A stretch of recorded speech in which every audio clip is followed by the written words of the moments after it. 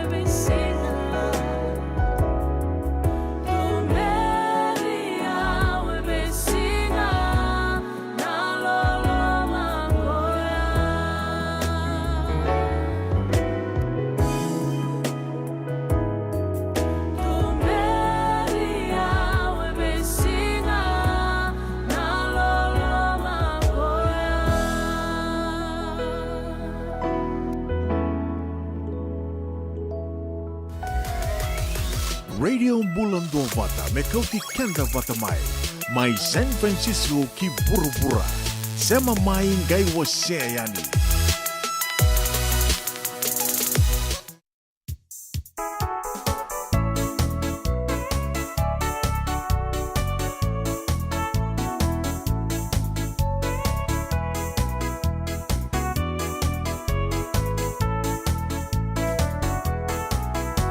Bonito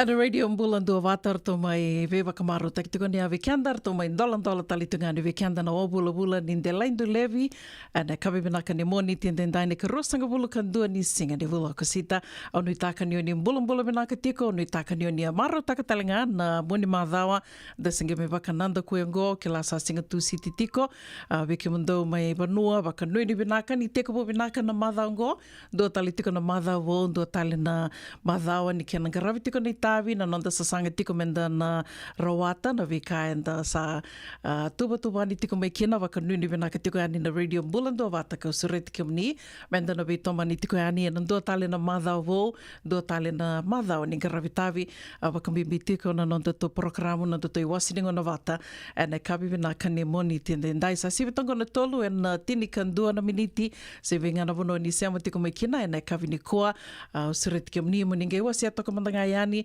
kero ninguém dona like que bakau ni sembera ni do talitaka na nito bata se na nonda bata kero ninguém do toka na like dona share rau tiko ni kero talngani ninguém subscribe yani kina nito YouTube channel na vibu ke sar tiko bakalebu bakatalanga kina na Instagram baka bina ka tiko bekom ni ke sara na sando bakamuri tiko na veka ke tondo kere tiko yani na nomni do bakamuri tiko wasi talitunga yani na nonda bata ngo na radio mbulando bata ni kelani na vikium nio ni do bakamuria voli maio ni na reida tiko ni lebu tiko na beisau lebu na programo e mai okati tiko ka ndo lebu tiko ni nonda ngono bata na vea kavi ni moni tike na vakarombuka mai na tolu ke na vitu na kaloko na nito ngone California balete Amerika mandanga indu tu na ngona wambauta ni indu na banua ni ndo seama tiko me kina indu na singa yenda bakabina benaka ni solitiko na idengo ni mbula ndarani na mai veto mani talitiko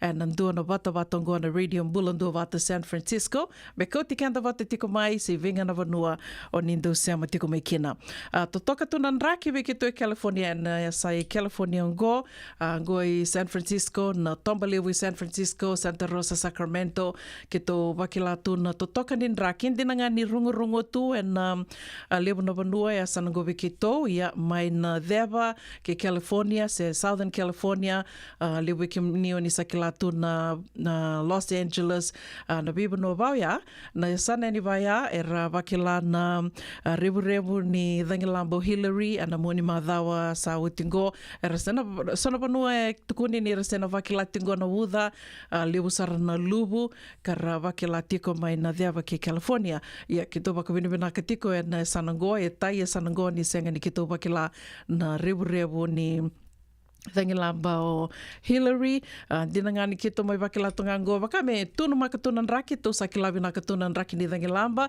senga ni to bulangi kina yo ana ka kito wakila no mone madango kata rungu tu so telangana bano wakila ni sa miri tiko kina no uda na senga ni koa au lako tiko mai waka me umbui da tiko ne mbui ni kama ia ngombaleta ni wakila tiko na kama mai Washington ka munri tiko mai se liu tiko mai na dhangi kito mai sona vanua i California mai rauninda na mbui da tiko kina na mbui ni kumbo ia vatiko ea na vesa i burubura da mga inda tu kina da sana vakila tiko na vevi sau ninraki ia da vaka vinaka ni rauninda mai veto mani tiko ea ni na nonde wasi ni ngono vata na vea kavi ni moni tiki na vakarambuka tolu kina vitu na kaloko na radio mbulando vata San Francisco me kauti kanda vata tiko mai ko sore tiko ni sema tiko mai na nonde wasi ni ngono vata na kavi ni koa na vuku ni programo kando mai lewe na tiko yani ndua kando nama ki sara tiko bakalebu ana nonda programo ki rondo mai vital no tiko ni kina ke Mrs. Titilia na tini na dhawi kalawa ndo rongo di tiko ni 7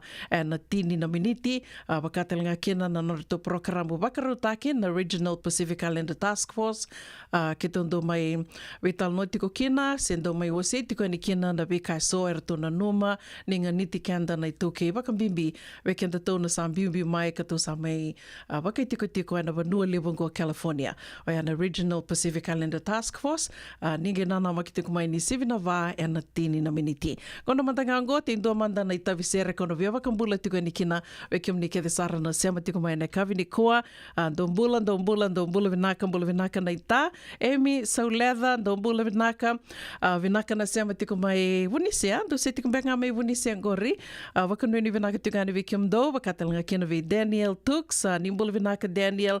Bula vinaka fi tu vanga vakanduni vinaka tigani vikim do mai Stockton, se mai Antioch. Do bula vinaka na sema tiko mai na kavini kua vakatilinga kina vi nau pasipa nene levu. Bula vinaka mai tau kelera na sovi sema tiko mai San Jose na kavini kua sengatalanga ningula da tikina o kimdo ke sara na sema tiko ngori mai na Wailea Street. Mai Batuanga bula vinaka venai Koroiwasa vakatilinga kina vi Cheli Noa Magi. Talofa vinaka na sema tiko mai Apia Samoa and singa levu ni kua sa vida tumpek ngori na kaloko vikim do mai Samoa. Vakanduni vinaka tiko ani vi mesa ke draniatu ni wasutiao draniatu.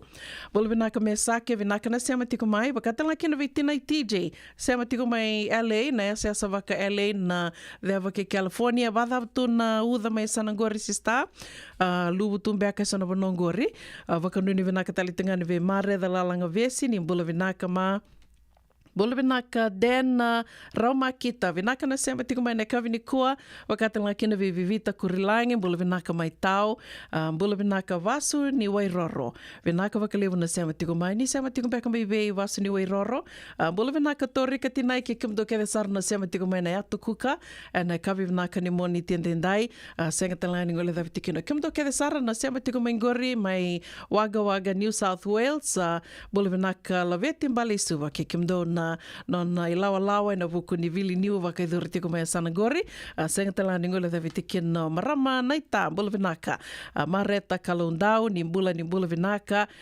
votai talitu ngavi Mr. and Mrs. Wainingolo don bula vinaka na sema tiko mai na kavini kua mai Samoa sa sivitongona tinika ndua na tinika vana viniti don bula vinaka do yandra vinaka waka nuni vinaka ni nandona singa vinaka vikim dona singa ni kua wakatanga kina vikale sileno bula vinaka kalesi mai Seattle unitaka ni ndo bula vinaka tiko mai Sanagori ndo senga ni vakilati kumbeka na borobora ni ndraki enda vakilati ko na vese borobora taliso au ni taka ni ndo bula vinaka tiko suritikam ni sema tika mai na radio bula ndo vata no ni toka ningo una vuninda kua ni bula vinaka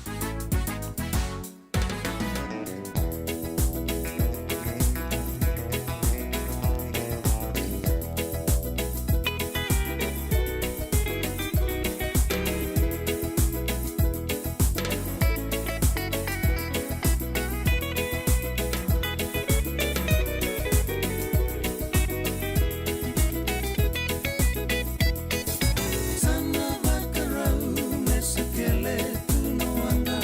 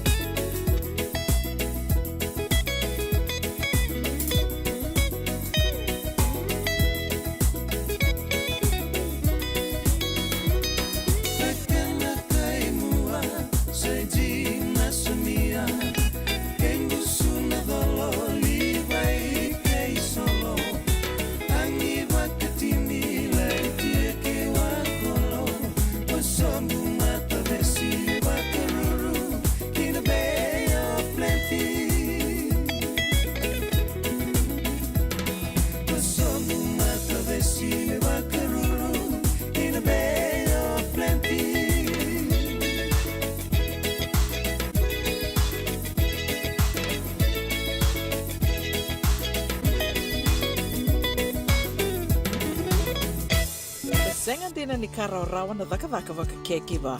Ia endona kainda wipu ke ka waka mamanta taka tuna bengaravi o ia ke tuna kenda tō kakana. Na ika, na dalo, na bisikete, na reo bata, na sunbells e tinimbulu makau. We kenda tōna senga tiko ni nreiva se senga ni waka motoka kandau Dren na te tū beto seaki. Erto sa tū waka rau na Divine Pacific Food Mart mai Sacramento merto talaveani na nung ni voli. Rawa sara. We tartarangayani na taliboni diwa ndua ono toluwa diwa ono saivarua merto bakarotaka katalada mai na nung ni voli ena kena ngona totolo tua. Divine Pacific Food Mart, Viturua Diwawalu Franklin Boulevard, Sacramento, California. Namba di taliboni diwa ndua ono toluwa diwa ono saivarua. Erto ngarama talanga ni kena lewa sumburi ani na nomu yaya. Mai na nondo to stoa kena nomu mate ni katumba. Senga, esan dondi na marau kina boga vingile wo wakila. Baleta? Kesa mani ka vivi na nongumbula ke mundo sana senga ni lenga. Dona senga talanga ni rere walo ma se mundo warakati o nila wundreng. Baleta ni swada kabatu na nongu life insurance policy. Iko da kabatu waka tapea? Sa tumu matanga na numundranga i senga tu na nantu pepa. Sa tiko na mate, se senga na pepa, senga na lenga. E se rawa nga nindu na nomu life insurance ve Lincoln Heritage Life Insurance. Na kambani ni life insurance ka nga niti kenda vinaka na itoke kanda sama ivoga tiko ngo ya Amerika. Rawa sar na boga leo fomo. Text mai kina vasa iwo walu wandua, tolu walu lima, ena kena ituku matelalai. Ena muna ngau na nalewa ni nonton soso, enda sa senga sarangan nikila na dabu menda vaka talau taka buka singi lewu taka sa baka ya kapitang. Neka kuni lo malenga. Sa tipin dono munua, erau ni buka tingu ikimunio. Waya na JJ's Food Shack, Santa Rosa, California. Na vei matanggali kaka na itibigina. Mebaka na karitoa, waraisi. Na logo, palusami na buwaka, na kaiwa soso, na dalo, na toa, na kokonda, bayangani ka ng gamure. Nakaka na buwa malang, mebaka na steak, gay wakay loka, tabiyo ka kena kozlo, suruwa, otat ni. Kailangan ko na kena pie, ng bani kay na manray. O yan na JJ's Food Shack, Santa Rosa, California. Erau sarangan no direct message virtual, giringa kina vitu sa iwa vitu, tolo doon limono, se, o nga wali sarangan ito miko may nanomota, na diyo maluma, Billy Street, o ya Santa Rosa, California. Erau talangan ni rito ulit dilibatakan na nagkemo katalawa sing lebo sa mga kabi, may Santa Rosa, Kinavato. JJ's Food Shack, Santa Rosa, California. Dendram beka nang wala ni kibalilo tino buko ni oso pakadadaka. Sen drakin-drakitan beka na itos-tos nimbula, kuha nilenga sinui gawa-gawa. Nana magi-mai kina programo warotaki, may veratao na New Methodist Christian Fellowship USA, nongu chisu, nongu banua. Rungo na bima manione na kabini buko lulu bay Kemundo e California, bima manindu na singilewu ni lotulewu bay Kemundo e Viti, and a radio bulando vata San Francisco, me kauti kanda vata mai. Na dawi kalawa kay Mrs. Titilea na itini. Wei talanota ki kina na ulutanga bimbi ka daun rendre na kena wei talanota ki sewa sei ana matana lewu. Ulutanga ni toso kiliu. Wei wakongeti ka dau wei labeti. Rongote na wei kabin tu siti ni sibu na tinikaro na tinikali manamniti wei Kemundo e Viti. Sibu na lima na tinikali manamniti wei Kemundo e California ana wei Singamoniti. Ana wei tokoni ni JJ's Food Shack, Santa Rosa, California. Rongote na radio bulundong wata San Francisco me kauti kenda wata mai. Radio bulundong wata me kauti kenda wata mai. Mai San Francisco ki burubura. Sema mai ngai waseyani.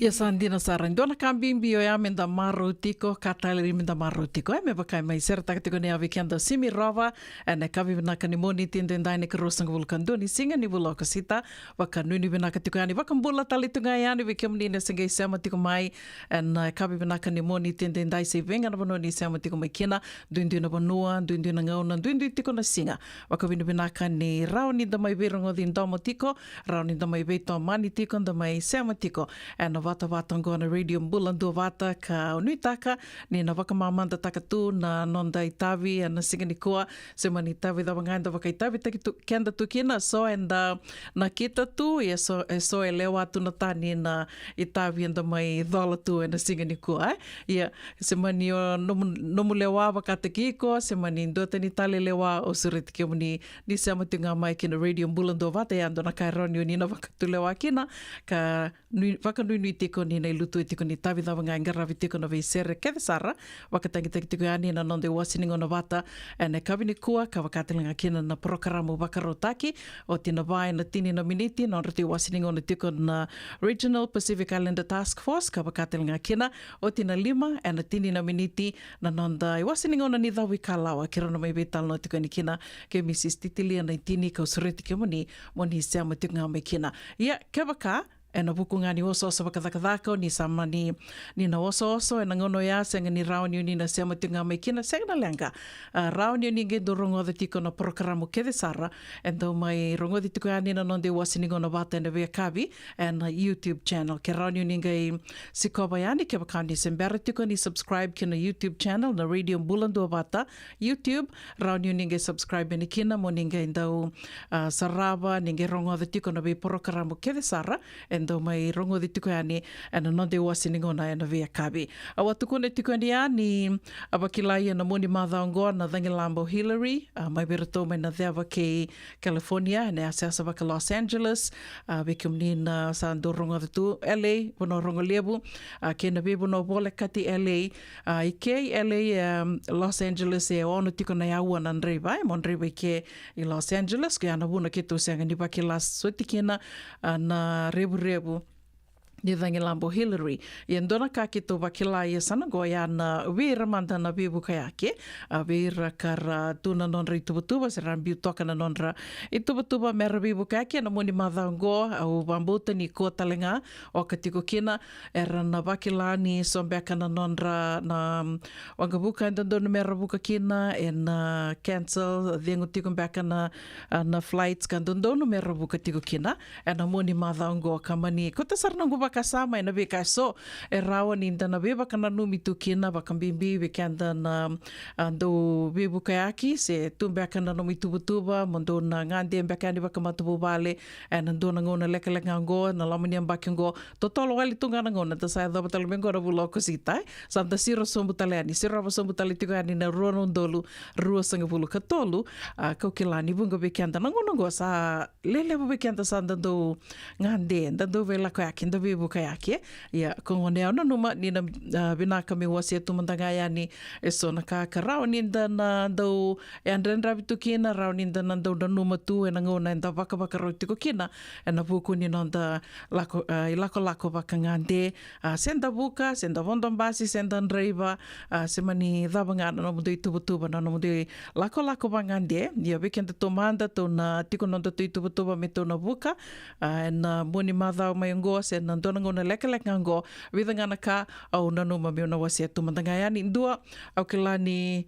au sema deni kilavi kim dona sema tiko mai neka vini kona no mundo vavarau no mundo lako vakangande o ya baka ndo duro sasarangano go vakasama ena levuni kai tu me nda vakarutaka na packing ndona ka ya ironi toro ndona ngona balabu ke bakai senga ni roni ko mo vakasolo ni ko babinaka se ya manaki ko bakabinaka roni no kabuna tuna no mo oso sini vakasama roni ndo to tiko na madha na no mo vavaro tiko na no mo lako ya Baleta ni levu na ngona ko na rara ni wanga buka i levu na lenga roni na yado.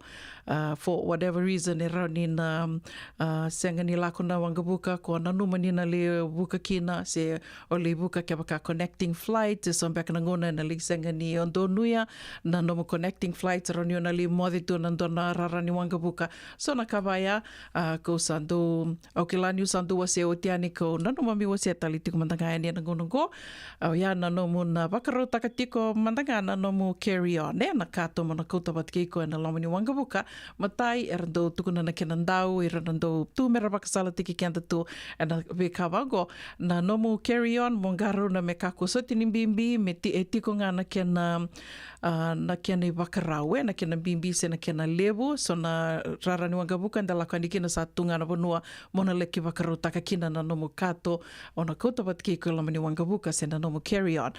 Ia indona ka, kuni na numa ni kilai sobe kanda ena via tikumbenga nomu wakasama mi duanga na kalila i mi kota tiko Senga ondo kote ondo sanga saranga me waka maximum size saranga koroni kota iloma ni wangavuka gona vuna. Beletangona ni inda sandu rongo the tu and news na rongo ena via se vura ni levo na kairo ni na ya tu na non de lako na visinga. Koea au sandu sanga na nongu carry on maximum sartungana kena size me kena levundundu e roni na wakatarewi o meu kote lomani wangabuka baleta ni roni tawana kethi kina na vika kethi iko na ngandreva ke waka e mani o se ngani na le so tawana no mo connecting flights berata beka no mo connecting flights dona buna e roni ko na berata kina no mo connecting flights se o buka yani o yave yani kina vanua so sanga tiko kina gaindona langa tumbu koson da senga tuni kilana kaironi na yadoi Dona kauroni kaya ke wakanta sa wakamure tu na be kaya tu na non te se burubure na ngonongo sa kilatu anything can happen, life is unpredictable. Kongone ana buna en pimbikina moroni na wakaruta kiko tu for unforeseen circumstances na kaironi na yado senga ninda na maka roni na yado na nomu ilako tiko ase na nomu di lako wangande dona kaya ngaroni tiko tawana na nomu ya o ke la ke bakai mani dona lenga ke bakai na mani ole tao ko sa tuina dona vanua senga ni na manilai yado batki ko na nomu kato ko iko check-in na nomu kako luggage o check-in takani na nomu kato matanga o kuta tiko bataki ko lamani wanga buka saroni tiko kede kina na veka kede saroni ko ngandreva dona bisau nomu sulu dona sulu kata-kata singaliti kata-kata beka sen terusese kata-kata sin dona na nomu yayani sa sauni na veka ke deva ya o kila ke bakai kono mani le tau tu na dona banua ona senga ni lenga baleta ni ko sa wakaruta tu yani na veka ke sar o ngandreva en dona ngona leka sen ngona dava ngai kona mona le tau tu kina va ya so na kaira vola toka na kenan tau karendo ve bakasala takitu na veka wango do talanga na kaya mona garone tu na nomu flights track your flights bera ni kombiumbiu mai vale mo lako yani mo li check-in do reda tale manda na nomu do flight buka tiko na wanga buka buka tiko na kena ngona se senga rao na ngona veka ke sa tu ke ngana nonda taliboni ke baka sa woli tikite rao ni ko download takana app ni wanga buka ya ena nomu taliboni me rao ni ko na reda tiko kina na nomu flights berni do bimbi mai vale senga saranga ni do na kena langa rao ni na bibu ke baka lebu ke baka mo na reda tiko na nomu flight number tracking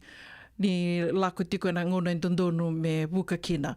Dua ya kena karua tale na nomu flight number ke bakara ni ko sia kina dua na nomu leo ni matabu vale senga beka ni do na lako bata se senga ni ro lako bata ke bakai ko lako ton dua na vinaka mo na solia na nomu na tuku ke se itinerary na nomu flight number bita solia tiko na nomu ke mikasa na nomu leo ni vale beka se doberto na ngone se na nomu itokani mo solia tiko kina baleta nta senga tu ni kilana kaironi na yado do tali na ka rao ni kona wakarau takatu sendona i wakasala wakasala teki kenda tali tunga kina na nomu lako mo bukai na kila nomu mona bukai na wanga buka dona ka na nonde i sulu go e wakawure wakasama sarvea na ngono wili kakina balete liu ni senge te kavuvu ka kila senda ge te kavuvu la ko yaki o ya do sutun dawa saranga ge vondo na wanga vuka sala ko lako tiko na levu ni kada sa o santo be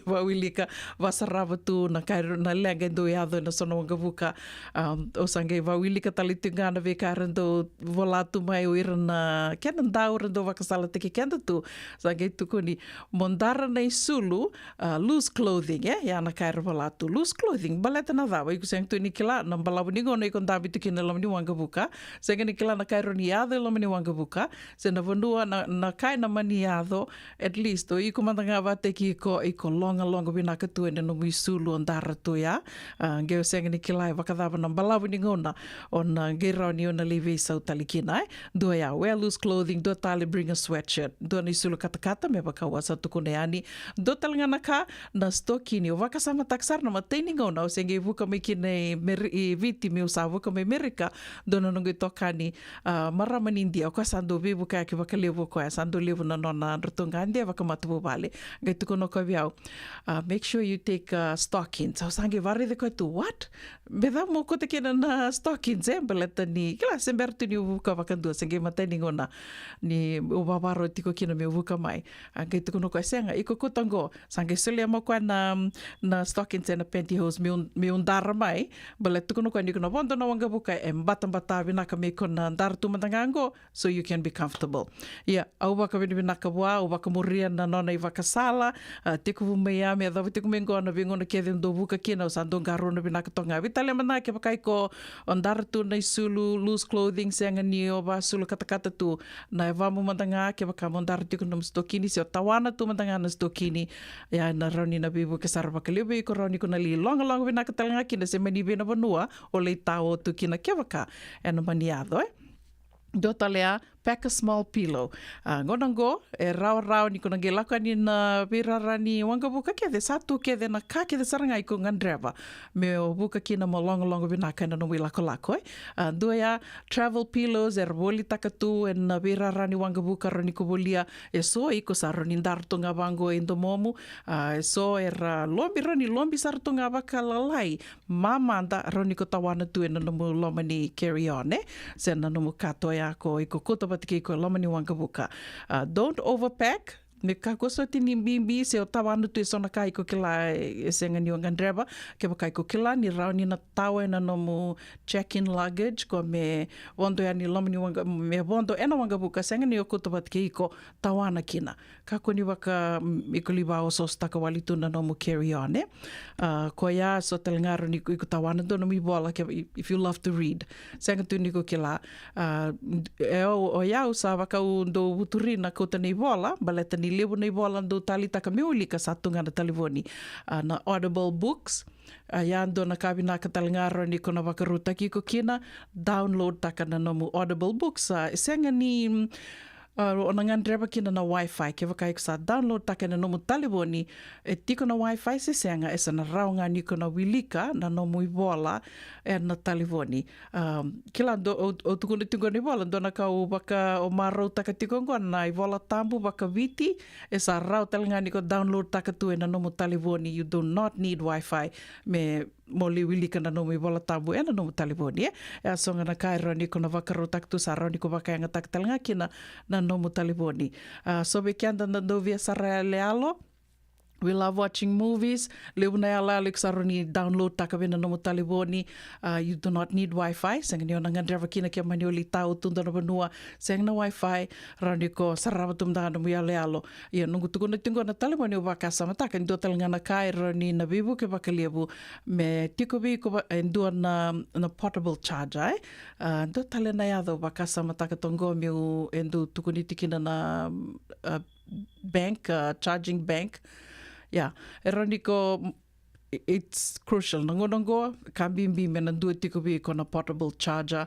fully charged mo kouta tiko wate ke iko e ake wakasama ni lei wati nanomu batiri ni taliboni koroni charge taknga sengana lenga ia niko sa lako tiko sa ndo wana numa tiko wana ngone leo ndo lebu na nona lako wakadhaka na dona ngona wati ngone lako kine ali singa vida tuno na li tau tu mai ako i Atlanta na kena pile vaki tuna wangabuka pile vaki na rara ni wangabuka tolu na singa na nona li tau tu mai Atlanta au sange tukuna tiko au sange taronga ni biko bada wango e tiko na kango e sona ka vaya don menda na do waka rote ki kenda tu kena baleta ngona iku sini kila au sange tukuna tinga biko na bibo no ke diko lako kina kele na rara ni wangabuka se wondo na wangabuka ke wakai ko reda na wano i ko rani charge taka no mo telefoni e ka bimbia songa na kai roninda na waka rautu kina na nanda vito saki tu e na ngonongo dua talia na ngone ko volia kina nono mo tikite ni wangabuka sanga me ko volia dona me ko soma na indambe ko kila ni rau no mo tu da ke kina ke wakamba ni dona lenga sena rau na no mubela ko aki baleta ni vunga weekend sa tu batu tu ke nambada ko e vinaka kina ke vaka vivu ka ki tu e rau no mutu da ke tombali tu madanga na lomini wanga buka ya sandu tu na toso mo me na power bank vinaka vaka level Lisa honest that's it the power bank talinga mendua tiko vi ko na power bank bimbi menda ko tiko ya wat na nondam batiri ni talivoni ko nga ya vida na kauro ni vakasa mataka vinaka vakalewe kem dona sema tiko mai ke vakai sotal na kando roni na vakasa mataka donge volati ko mai songa na kamenda na vavaro tikina malenta seng tu ni klava te ke tu isanango na moni mavango dina ni ke tu seng ni vakila na rebu ni dangilambo Hillary rebu tiko mai na deva ke California Los Angeles na asa vaka Los Angeles yo isanango vakila na kena rebu ya na kena mai tao tu na wangabuka lebu na bebuka ke na wangabuka era cancel na flights senga nira lako sera mai oda tuna wawai songa na kaya dondonu menda sana yandra ravitu kina vakambimbi na tuba kinimbula enta sa vakilatu ena nonda burubura na ngonongo sa wotongo itini kandona miniti me vana ka loko na ser kataravango au na via vaka ambula tiko ni kina vikimdo ke desarna sema tiko mena kavini ko bula vinaka Lisa honest ni sema tiko beka mai vei bula vinaka tai Rafa vinaka vakalevu na sema tiko mai vaka ambula sara tiko mai Isa mai yasawa na kavini ko dombula vinaka waka nuni vinaka talitungani vi varani sesi tordani bula vinaka maramanai waka nuni vinaka tukani vi kimdo na bula caregiving bula Fiji caregiving agency mai Santa Rosa ni takani dombula vinaka tiko waka talakina vi obi vosailangi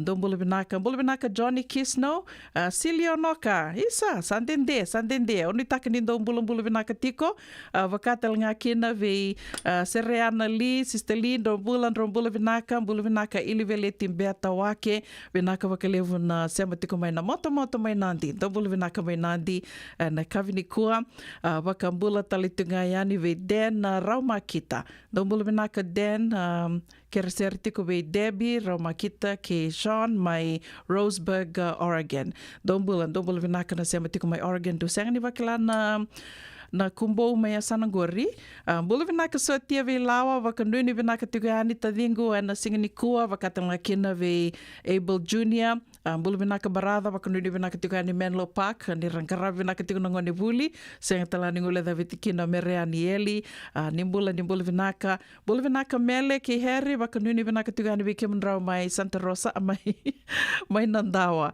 onu takani ndo bula vinaka tigani Nandawa Senga talani ngole da vitikina President Peter Lee, Bula vinaka Sherry Van Dinga, vinaka na sema tiko mai na kavini kua, Ilisoni Dhambialawa, na Highway 5, vinaka vakalevu na sema tiko mai na kavini kua, vakatelanga kina, vikimdo. And thank you for tuning in. San Francisco Hepatitis B Free Organization. Thank you for tuning in. Please share our page. Vakatala kina ve Ilisoni Dhambialawa mai Sernen, don bula vinaka Paulini na Ituvau, bula vinaka Pau, vakanuni vinaka tukane vikimdo. Faith, Hope and Joy. Vinaka vakalevu na sema tikuma na kavini kua Alavia Williams, vakanuni vinaka tukane vikimdrau.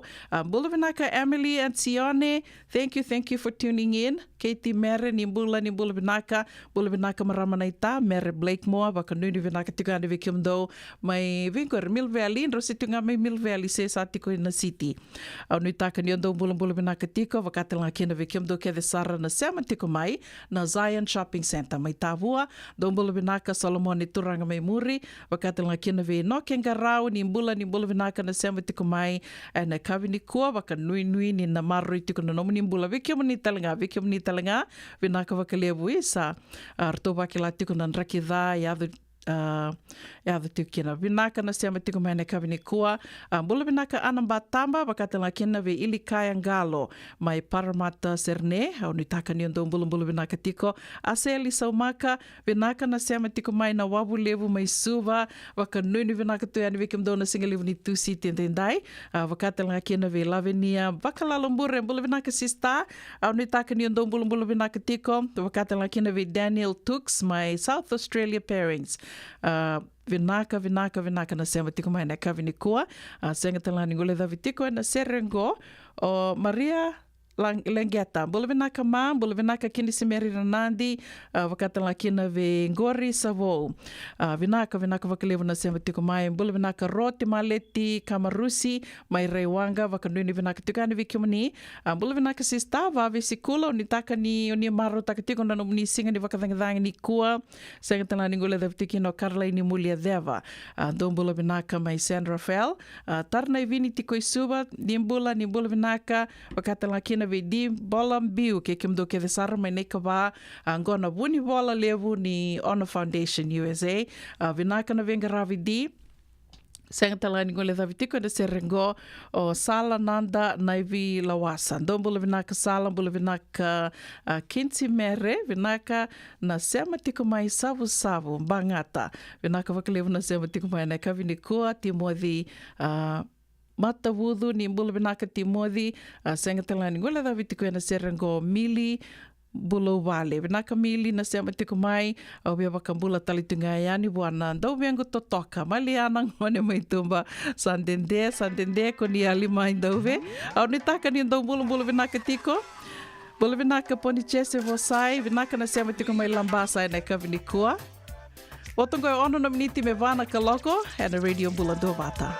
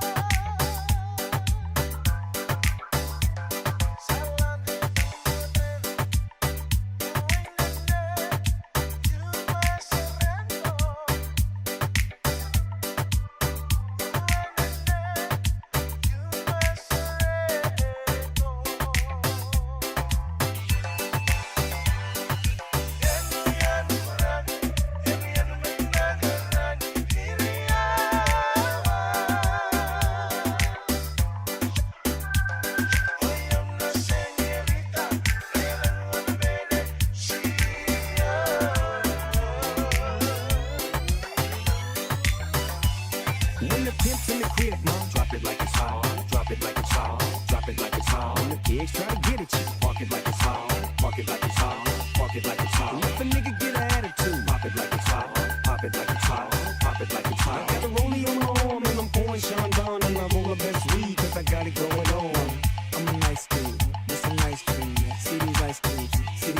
dreams of the good bachelor. $1 million road. That's whiter than what's spilling down your throat.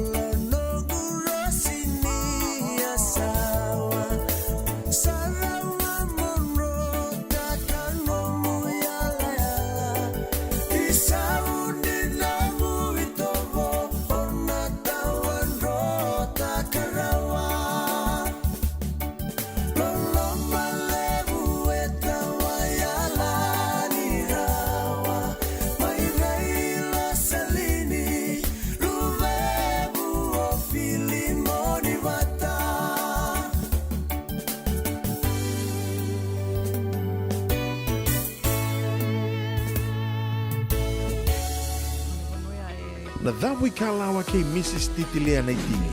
Wei talanota ki kena na ulu tanga mimbi ka daun rendre na kena wei talanota ki sewa sei ana matana lewu. Ulu tanga ni tosu ki liu. Wei waka ungeti ka dau wei la beti. Rongode na wei akawi ni tu siti ni sivina tini karoa na tini kalimana miniti wei kemando i viti. Sivina lima na tini kalimana miniti wei kemando i California ana wei singa moniti. Ana wei tokoni ni JJ's Food Shack, Santa Rosa, California.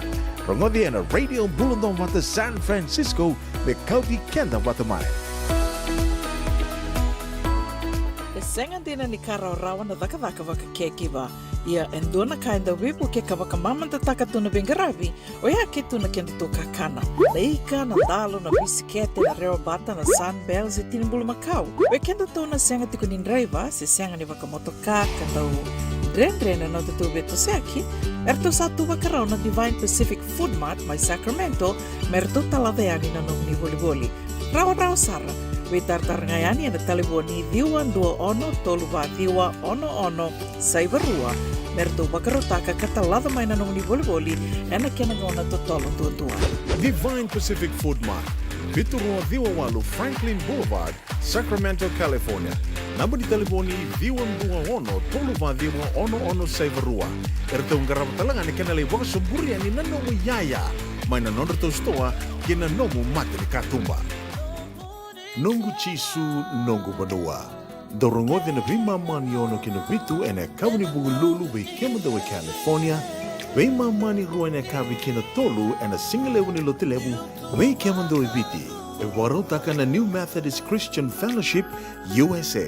Rongode na Radio Bulando vata San Francisco me kauti kenda vata mai. JJ's Food Shack. E tiku kena na kakana boka biti me pakana kokonda lobo benga ni ngai kani doitu na bundi nan dalos e tapioca na kakana boka malangi me pakana steak boka elo kena coleslaw na karitoa sa wadha badina na kani kana kay tiku talanga na nondo specials and lomo ni madawa dau tamba na Facebook na doi ni tiwa ya na bani mandrai pai kay na bungatale gore na JJ's Food Shack Diwali mo Billy Jean Street, Santa Rosa, California.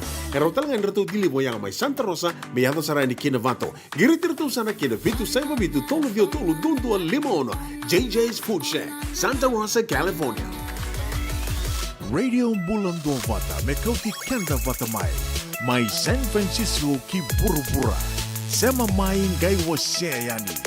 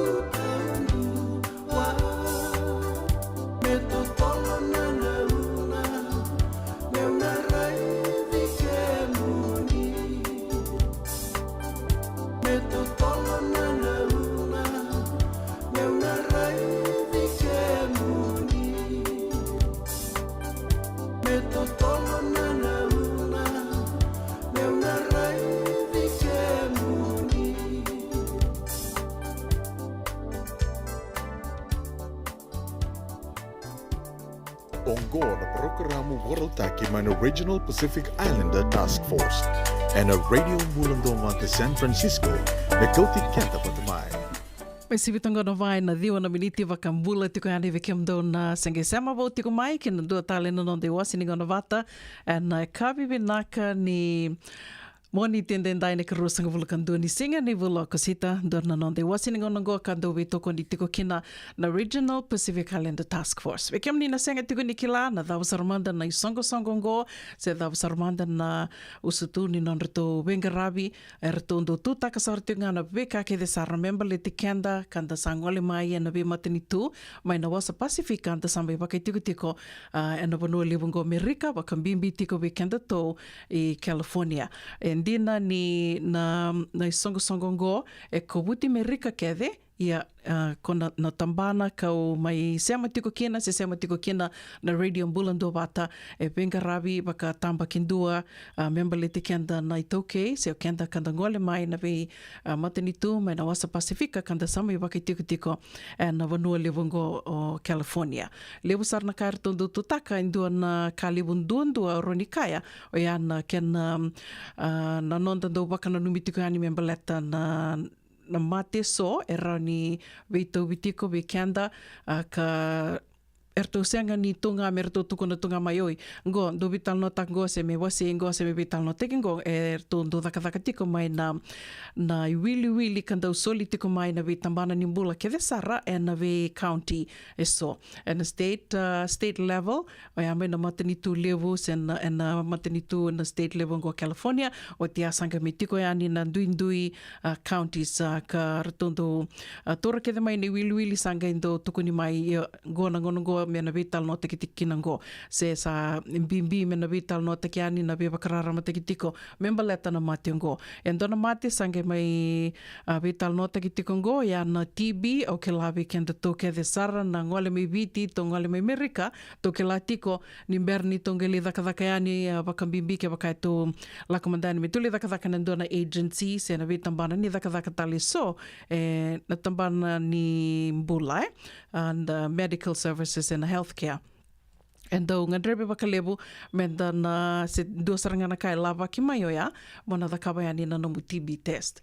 Ya go erto sabe wakaungeti mai na tambana na songo na Regional Pacific Islander Task Force ke rani mai betal no taki na mationgo na TB se na tuberculosis ke na kena bimbi menda to ke latiko o kenda to na ito case o kenda to na kaiviti kanda so to samitiko na bono lebongo Amerika kaunga i bakasamataka ni endona bakasamvina kambaleta ni to kela na ngonongo bakakirondo betal no takitiko ke mama kovesi na bakarombuka ni dotugo na tiko kwa na ve madhao kede e bakawana ke na keli tiko mai na wangabuka na nonra sa ngoli tiko mai bakayau na kaiviti se o kenda to na ito ke to sa ngoli tiko mai me to lako mai Amerika se to mani lako mai vangande to sa kilavi naksar to nga kenda to na mbale ni lako mai vangande 80% of the time tu sa kilatunga na lako mai vanga dengo sa lako saranga mai ni mai vanga radakadaka ke sa tosa vinaka na dakadaka andona longa new vinaka sa mai kune sa to na mai tiko saranga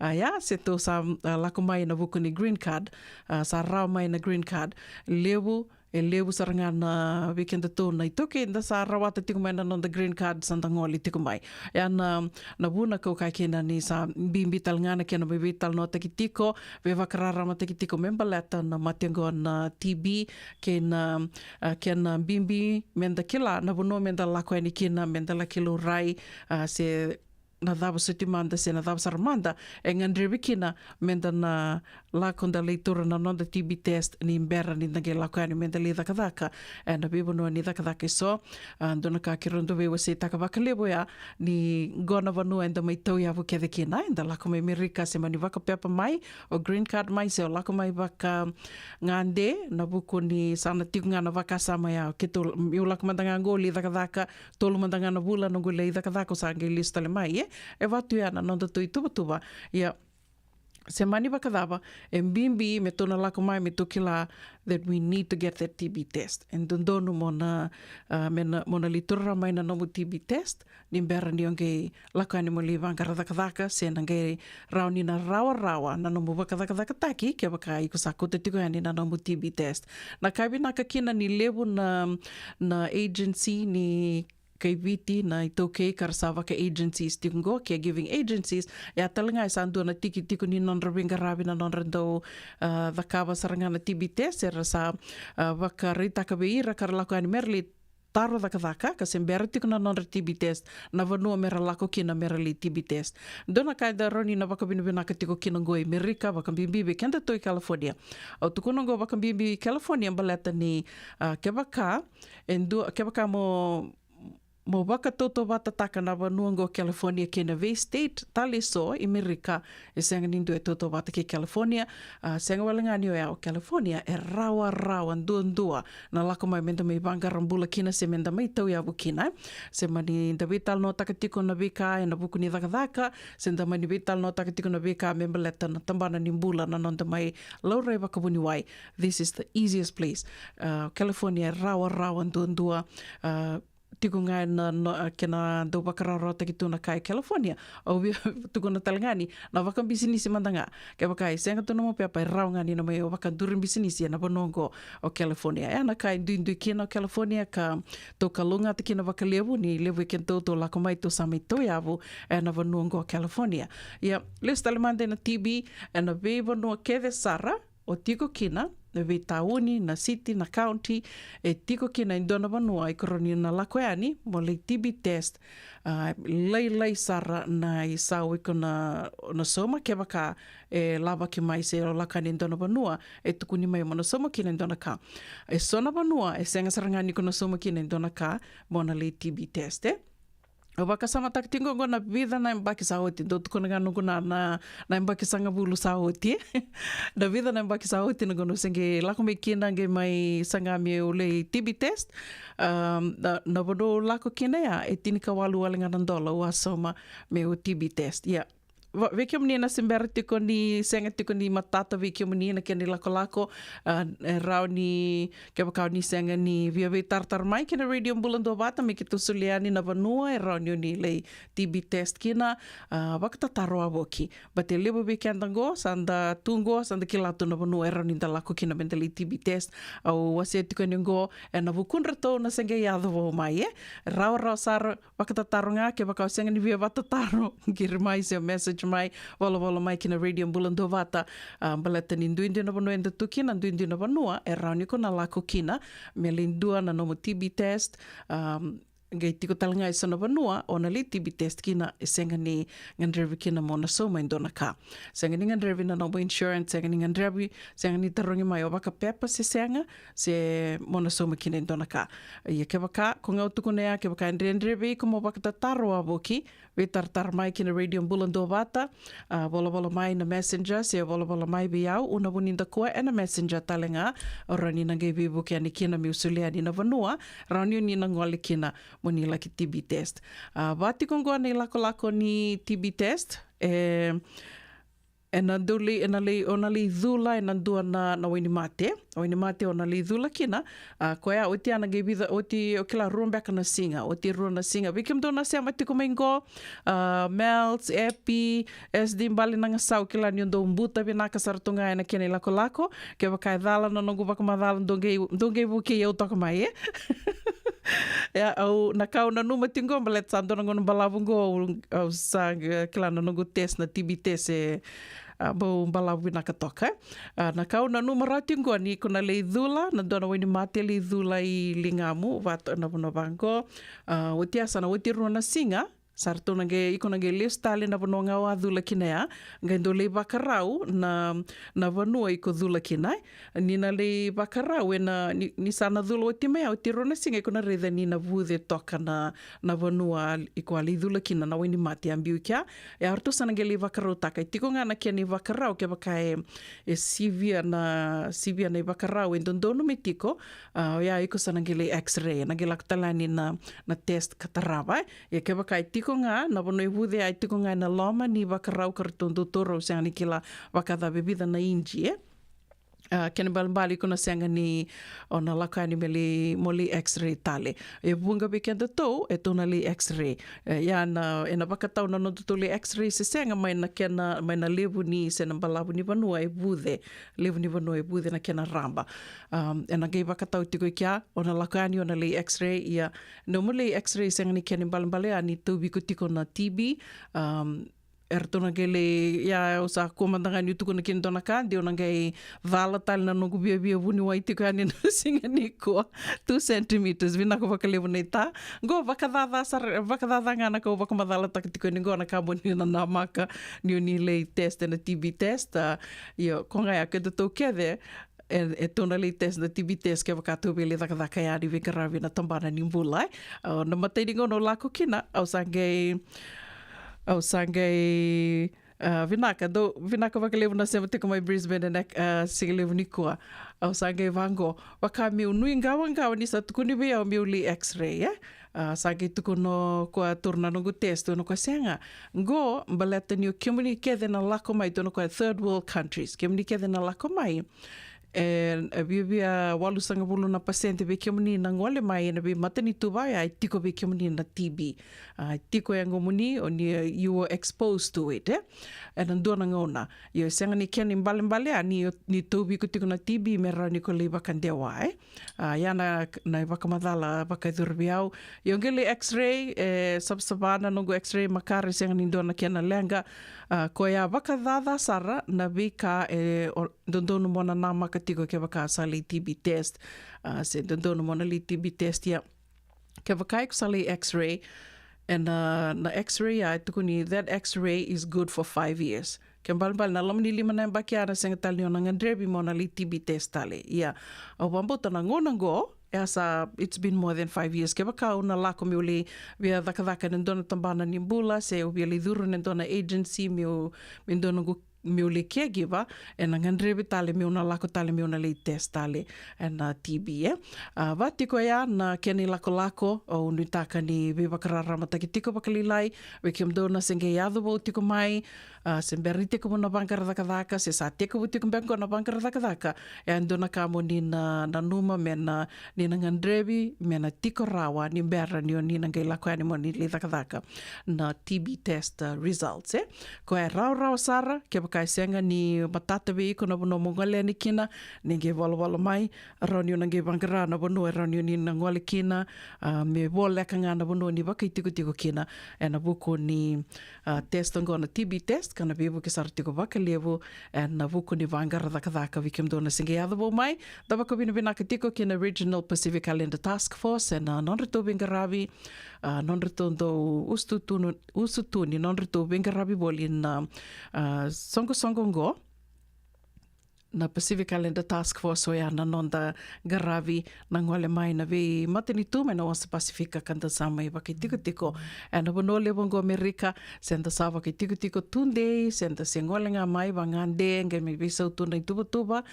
ya na bona e retondo bengaravi kina karto mai vi toko ni tiko kina kena didi waki tiko na wata ngo na Radio Mbulando wata San Francisco na songo ngo na Regional Pacific Islander Task Force. Ongo na programa Worldtaki man Regional Pacific Islander Task Force and a Radio Mbulando wata San Francisco me kauti kenta patamai. Tomani tali tiko na wakaronga sere na e kawini koni sa sivitonga na vai na rosanga bulu ka rua na miniti o wakambula tiko ani vikem do ke sara na sema tiko mai na e kawini koa vinaka na sema tiko mai vinaka talenga na ndo wase tiko ani na ndo wata na ve singa ka levu dina na wakabini vinaka tiko na no muni sa ndo wase tiko ani wakambimbi tiko vi SD mbal nanga sound dona kana no ndo nguma tua na wase ani na wata ngo ke na no ndo ve wata tiko na sere bimbi kem dona vitina ni mai na tokoanga mai lo toka na maramango SD vale nanga sau waka mbula tika ani vikem dona matabu vale na bal nanga sau mai Haywood senga talani ngola da vitikino kem dona sema tikongori mai Seattle Washington bula vinaka maramana ita Elizabeth Sunguturanga au nitaka ni mbula vinaka tiko nitaka talanga ni totoka tunan raki veke mdou mai a Sanangori, kauna vewa ka mbula talitunga yani ve Mamilini, bula vinaka Mamilini mai Pennsylvania. Isa, don bula vinaka mai Pennsylvania, vadava tunan raki mai a Sanangori. Vakambula talitunga koe veke mdou kedesar. Vikenda kedesar na Fijian community, wakambimbitiko veke mdou mai Pennsylvania, don garavi tavitiko e Sanandua. vinaka vakalevu na sema tiko mai na Gordon Street. Ka wakambula talitinga ve Pauline Morris, bula vinaka ni mbula vinaka wakanuni vinaka tukani veke mdou, senga talani ngole dhavi tukina o Elizabeth Wakana. O ni taka niyo ni mbula vinaka tiko Elizabeth, wakambula talitinga yani ve Tamaimala JL, wakanuni vinaka tukani veke mni mara turanga tau, ni taka niyo ni mbula vinaka tiko, and singa levu ni kua, senga talani ngole dhavi tukina Dean Dreu, ndombula vinaka na matabu vale mai na Gading Road mai Hayward, au ni taka ni ndombula vinaka tiko Sandende ndo yali mai, wakambimbi tiko wana marama na Head Girl mai Hayward. Senga talani ngole dhavi tikino marama tau bula vinaka la vindiri wakanuni vinaka tiko andi veke mdou mai Sacramento au ni taka ni ndo bula vinaka tiko senga talani ngole dhavi tiko na Serengo Metusela Ndrauma Sei ndo bula vinaka wakalevu na sema tiko mai Brisbane wakambula talitunga yani ve Mary Blakemore bula vinaka marama night wakanuni vinaka tiko andi vinaka na vitoko ni tiko mai na nondo to e wasininga no vate na kavini kua senga talani ngule dhavi no Sara Koroi na Dhika.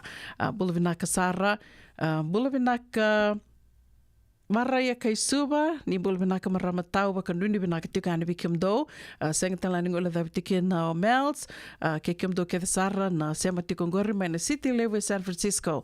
Don bula vinaka Epi Koroi Leilai wakanuni vinaka tukani veke mdou, senga talani ngule dhavi no Bunex Dhangi, wenga nobono ni sema tiko mekina Bunex, Joe Vasu, keke mdou ke Sara na family mai Australia, au ni taka ni ndo bula vinaka tiko, ni rongo vinaka talitungani na biau liwa ni radio Bulando vata na kavini kua wakatala kina ve Renee Dhambia Lawa.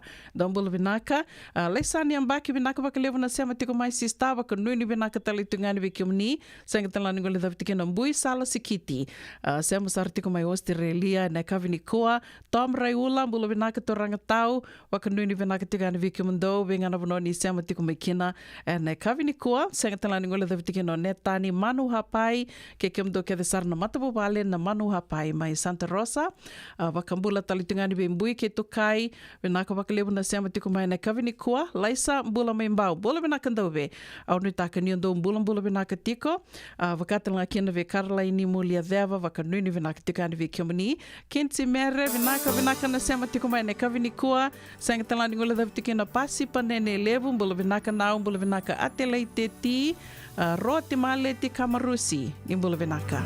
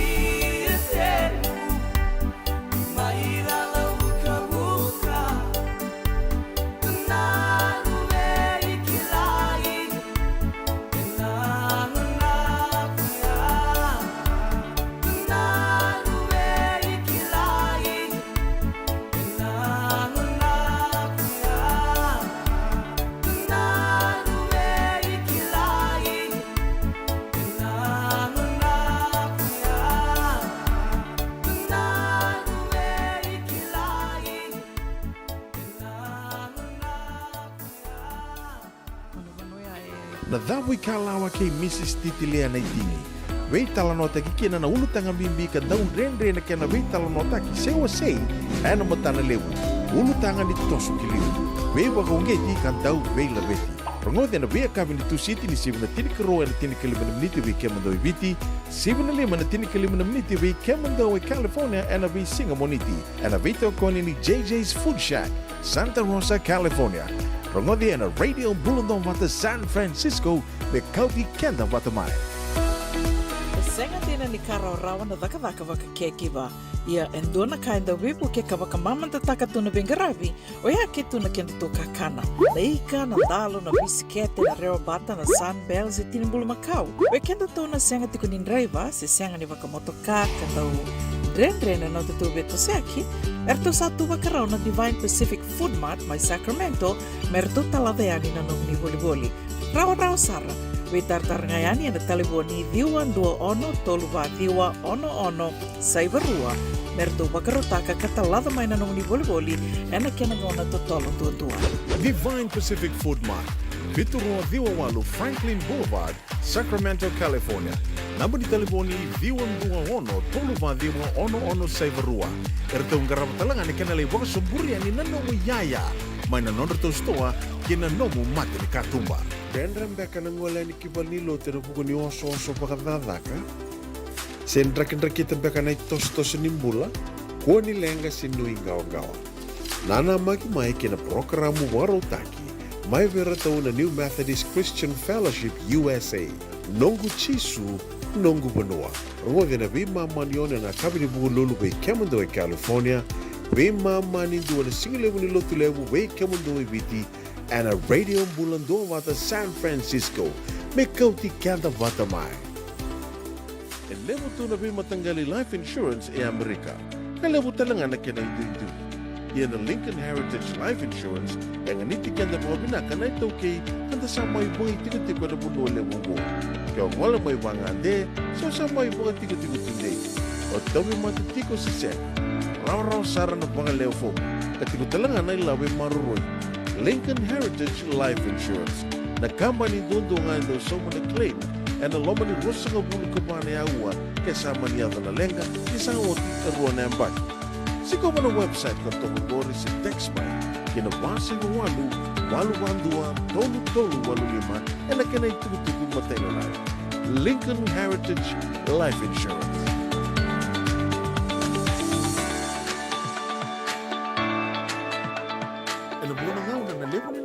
So enda sa senga sarangan nikla na tabu menda baka talau taka buka singi lewu taka siapa kaya kapitan neka kuni lo malenga sa tipin dono menua erau ni buka tingu ikimuni waya na JJ's Food Shack Santa Rosa California na wei matanggali kaka na jibgina mebaka na karitua waraisi na lobo palusami na buwaka na kaiwa soso na dalo na toa na kukonda bainga ni kena gamure na kaka na buwa malang mebaka na steak gai buka loka tabi oke kena kozlo surua otat ni Kailangan ko na kena pai ng bani kay na manray. Oya na JJ's Food Shack, Santa Rosa, California. Era sarang ano direct message virto giri nga kina bitu sa bitu tolo do limono se o nga wala sarang ali to miko may nanomota na dio maluma Billy Street.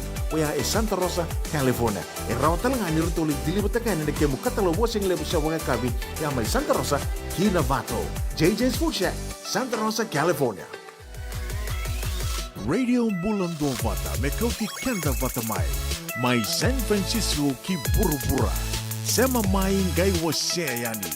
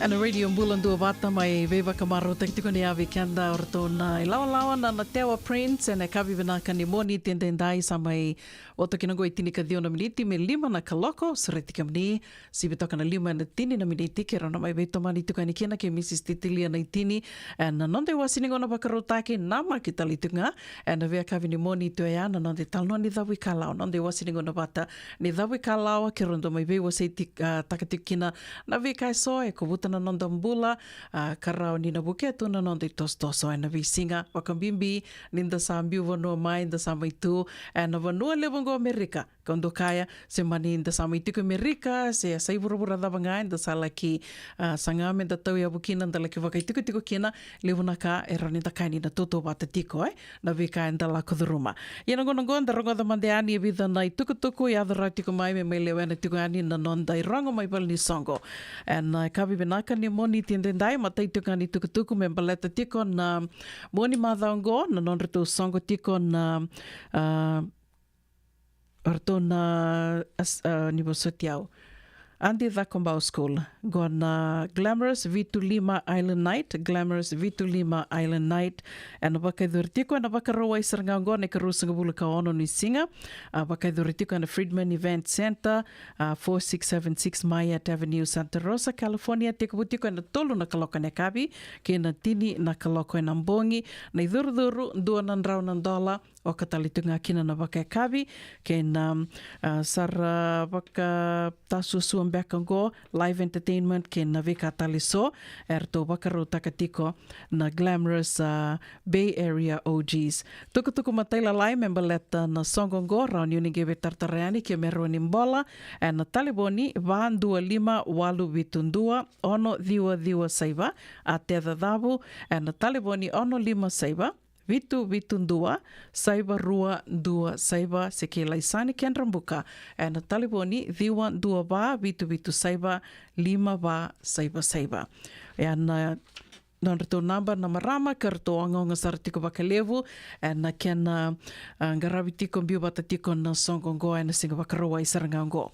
Ndo talinga na tukutuku ni besureti raramba go na nonreto Danisi na tambana bakaviti na LDS na lotu na LDS na tambana bakaviti SF second Fijian branch na bakaidurtiko indo na Danisi vakakavi talenga senga indo na kai somi kina na bakaidurtiko na Rua ba 5 Ludman Lane na bakarombuka sarangango na karusanga bulka 5 ni singa teka butiko na vitu na kaloka na kavi kena bema mani tini kandua na mbongi ni sureti to kena bakara sureti tueni kena besureti raramba tu beki menina tiko na Tombalevongo San Francisco San Bruno kena ve san volekata ni ngoleani ke bakai sanga ni do tiko no soso na singa bakarombuka sarangango ndala kisote ni kena bakarota kitalitungana bakai kabi kena idhobi so ka rawan yuni na laki kalungata tiko kena ni ngoleani bakalileo ndala kisote tiko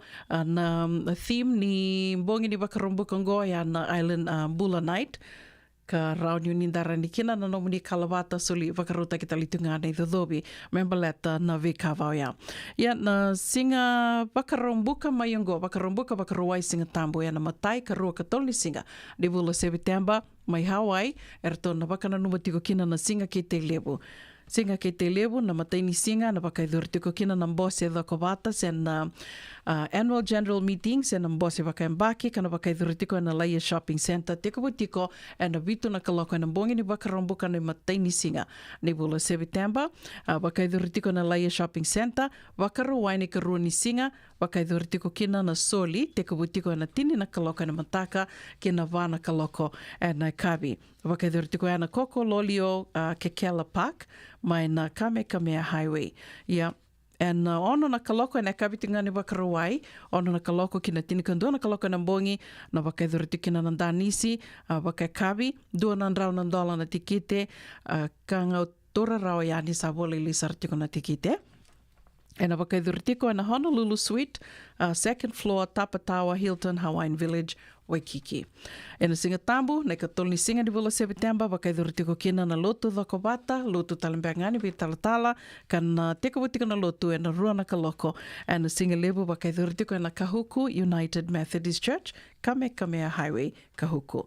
E ana vika e soa erto sa tuwana tiko na leoni komiti karto dhidi waka tiko na singa kei te lebu, e na mbaki on goro na dolu rua sanga vulu ka tolu waka nuni binaka tiko e ani, vika mdo ke sara mai Aloha Land, e na wuku ni waka rau tiko kina singa ni songo. Singa ni songo e ana singa kei te levu. O tonga tini ka vitu, tini ka tola miniti me lima na kaloko, ana radio mbula ndo wata, na sera ka taravango na via wakambula tiko kina, weke mdo keve sara na marama na turanga. Ni vano mbalavu, we ngana vano ndo sema tiko me kina ina kavi ni kua, wakatelanga kina ve William Andrew, ni mbula vinaka Bell Andy, vinaka na sema tiko me ina kavi ni kua, wakatelanga kina ve sista, matelita seni kuradhiri. Au nutaka ni na mai redhi kiumnia na wakarambuka ngoa sista. Wakanuni vinaka tiko yani vinga na vanoni sema tiko me kina. Wakatela kina vi Nelly Lesi. Mbula vinaka Nelly. Sandende. Au nutaka ni mbula vinaka talitunga Nelly. Wakatela kina vi Eleonora Singa. Mbula vinaka Noa. Mbula vinaka Tau. Saitora. Wakanuni vinaka tiko yani vi kiumnia na singlivu ni kua. Wakatela kina vi D. Lady D.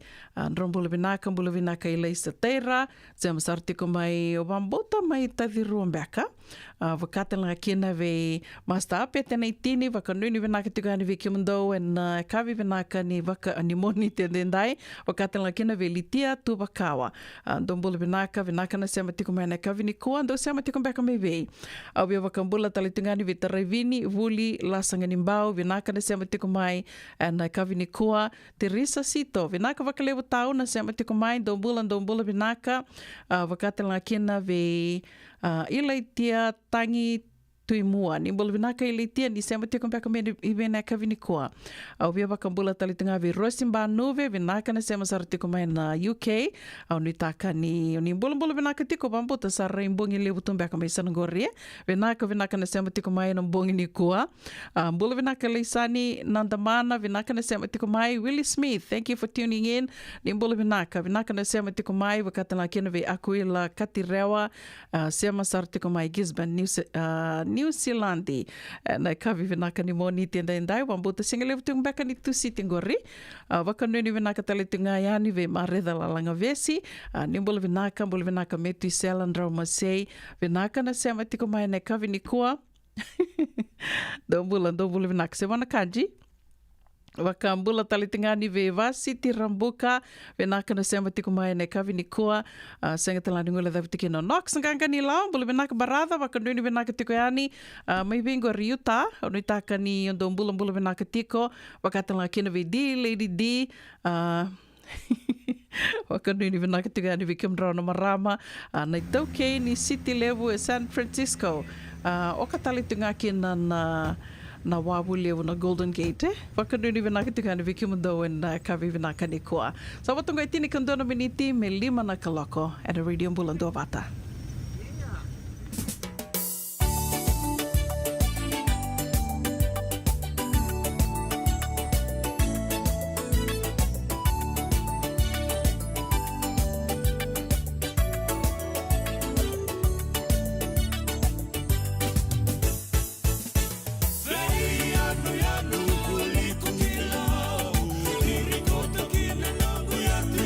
Yanu, Manu Malabu,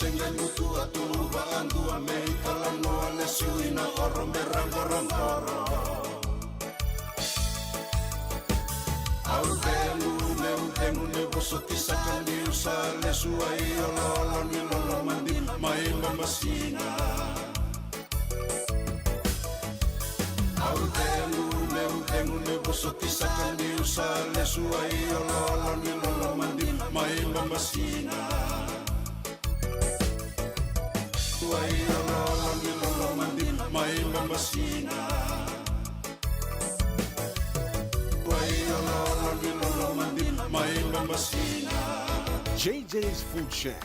E tiku ke kina na kakana boka biti me bakana kokonda. Lobo benga ni ngai kani do itu na bundi nan dalo se tabioka. Na kakana boka malangi me bakana steak baka loka kena coleslaw. Wee! Na kari toa sa wadha badina na kani kana. Kay tiku talanga na nono specials and lomo ni madawa. Dau tamba na Facebook. Na doi ni tiwa ya na bani mandrai pai ke na bungatale. Go na JJ's Food Shack. Viu Valley mo Billy Jean Street, Santa Rosa, California. Karo talagang rato dili mo yang may Santa Rosa, may ato sarani kinavato. Girit-rito sana kinavitu sa mabitu tolo dio tolo dundu al limon. JJ's Food Shack, Santa Rosa, California. Endona mate kuniti wale wabekenda mana wasa Pasifika na hepatitis B. E kunei ni ndua mana waya tini corona nini winua mana wasa Pasifika Amerike ni tobi reti kuna mate mbona hepatitis B. Ongoli wake na kenaroni betobi sena tobi kuna mate ni navenada se liver cancer. Endende mendo kila ke sa tebi kontiko. Me bakani se musoti ni kene bakata kila se symptoms. Bakabo ke sa mbimbi na mate. Mbimbi ngone kila mono bakani kebi membaleta na hepatitis B. Peter termai kena telefoni 526 ono vituva 51watolu sesi kobo na nono to website www.sfhepbfree.org. Awa wili kay sotale na itukutuku o lewa sangara kabatarungi reso kau manitaura sara endua na labe-labe ni endua na bagandindi ke kayadana na itukuni ke matabatudo. Era to wabala e sona turanga ke na maramanindere. A kota batakaya na ibugandinindi na iso me toko na nanondo to italano. Nigay nama kamay na toso ningaw na kay City Veni Raturla and a basing of Bukalu ni 7 na ba and a tini na maniti. E viti ni 7 na tini kadua and a tini na maniti. Nama kamay and a radio bulando bata San Francisco. Mikauti kanda batamay. Yavalata, Dionangay Valata, and Radio Bulan Duavata. Wait alone te kina na bika membaleta na nondong bula. May way iran na kanan daw may natambanan ni bula so. Nasi, na puniway. Promote na bana kaloka na Via Cabinet City and a veto ko ni Lincoln Heritage Life Insurance. Nakamba ni Life Insurance, kanganiti kanda na kay Viti America. Na dawi kalawa kay Mrs. Titilia na itini. Wei talanota ki kina na ulutanga bimbi ka daun rendre na kena wei talanota ki sewa sei ana matana lewu ulutanga ni toso kiliu wei baka ungeti kan dau wei labeti rongode na wei kabini tu siti ni sibna tini karo na tini kalimana miniti wei kemando ibiti sibna lima na tini kalimana miniti wei kemando wei California ana wei Singamoniti ana wei tokoni ni JJ's Food Shack Santa Rosa, California rongode na Radio Bulundong Wata San Francisco me kauti kenda watamai. Radio Bulando Vata, Mekauti Kenda Vatamai, Mai San Francisco ki Burubura, Sema Mai Ngai Waseyani.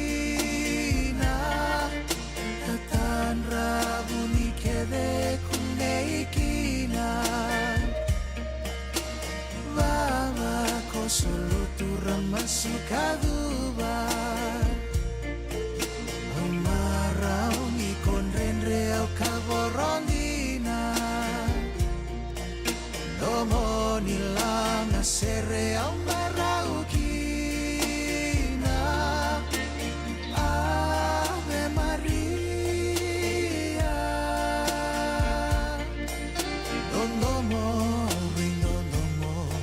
Isa aundo muni kondina mo mai watingu darubau iko kei au nandina tau doko ena baby singa indo moni wai wale nandina solia nalingam darusan nabau Sani wakamau Domo nilanga sere amarau kina Ave Maria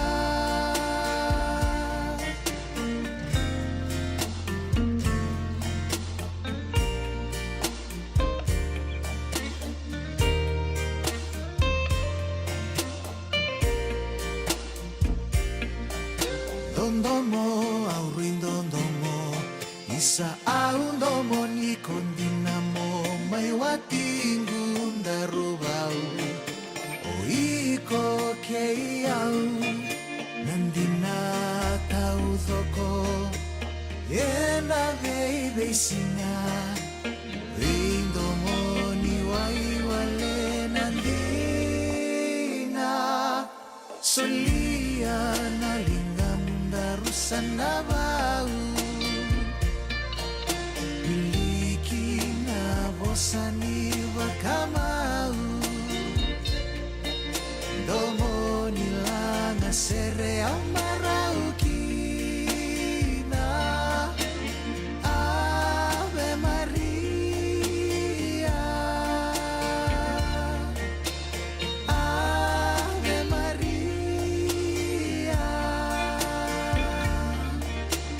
Ave Maria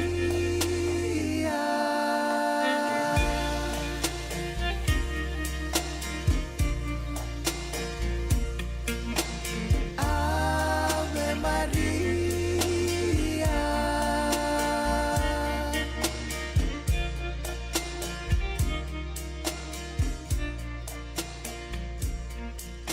Ana radio bulan dua batar to mai kau tikianda tikani wakamalua na ilau le kuki o yana kaviva kani moni tindendai ni sa Sivitongo na 5 na miniti ana moni tine karosanga vula kandua ni singa ni vula kosita wakanduni benaka ni oni bolo benaka tiko sevinga na vanua oni seama tiko mekina na kavi ni koa kau nui takatelanga ni lutu tiko ni tawitha wanga ngaravi tiko na ve sera ke te sare wakatangi tiko yani na ve ulutanga mai wase tiko yani ka wakatelanga kina na ve poroka ramuiso ele wena tiko na nonda I wasiningo na vata na kavi ni koa kau soreti kemani na lomani vida na miniti mai ngo ke rona beto mani tuka ni kina ke Mrs. Titili ana itini ana nonde wasiningo na wakarotaki ana ve ya kavini moni tika wakatokai tiko na dhawe kalawa wakabini bina katale tunga kina JJ's Food Shack ana nonde to beto koni karawa ni ndo mai rongo di tiko kina na nonde wasiningo na ni dhawe kalawa ana ve ya kavi ni moni ti ia na ngono mantangango te indua talemanda na sere ni berni ke rongai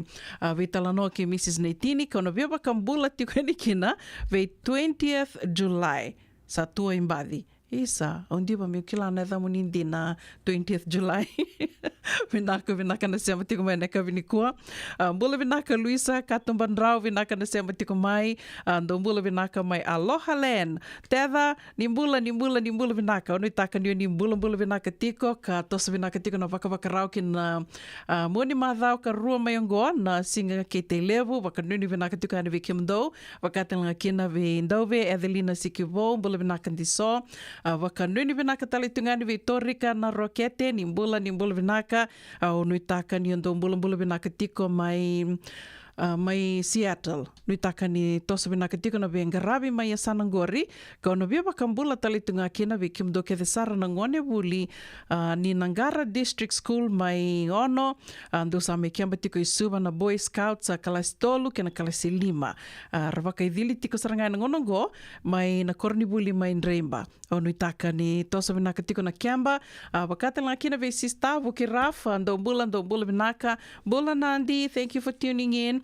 wakanuni binaka tiko yani na bingarabi na kabini kua wakatanga kina ve Elizabeth Wakana bula binaka maramanai tau ni taka ni o ni bula binaka talitunga na kabini kua Sanga talani ngula davi tikino Akosita matana me ni bula binaka unu taka ni usai dabutan dono na damuni Akosita wakambula talitungani ve Silvia Nafe sema sartiko mai minto Australia na singliu ni kuan dombula binaka bula Knox wakanuni binaka tikani ve kimdo mai Utah wakatanga kina ve Asena Dambiau bula binaka sema sartiko mai sabu dombula binaka na sema tiko mai sabu na kavini kua wakambula talitungani ve Susana Niukavu ni bulbinaka su bakanuni binaka tikani bikim ni bakatang kina na bikim do kede sarna sema tikongori mai na Milika Hair Salon dom bulbinaka go dimere lodi isa ni bulbinaka lodi bakanuni binaka tikani and single ni kua ni takani ni bula binaka tiko tosa binaka tiko no vengaravi ka beba kambula talitunga vi kemni kede sarna vako loritiko semani tolninga un saladava ni vako loritiko kina na single ni kua ya kavi ni kua bogi ni kua ni bula binaka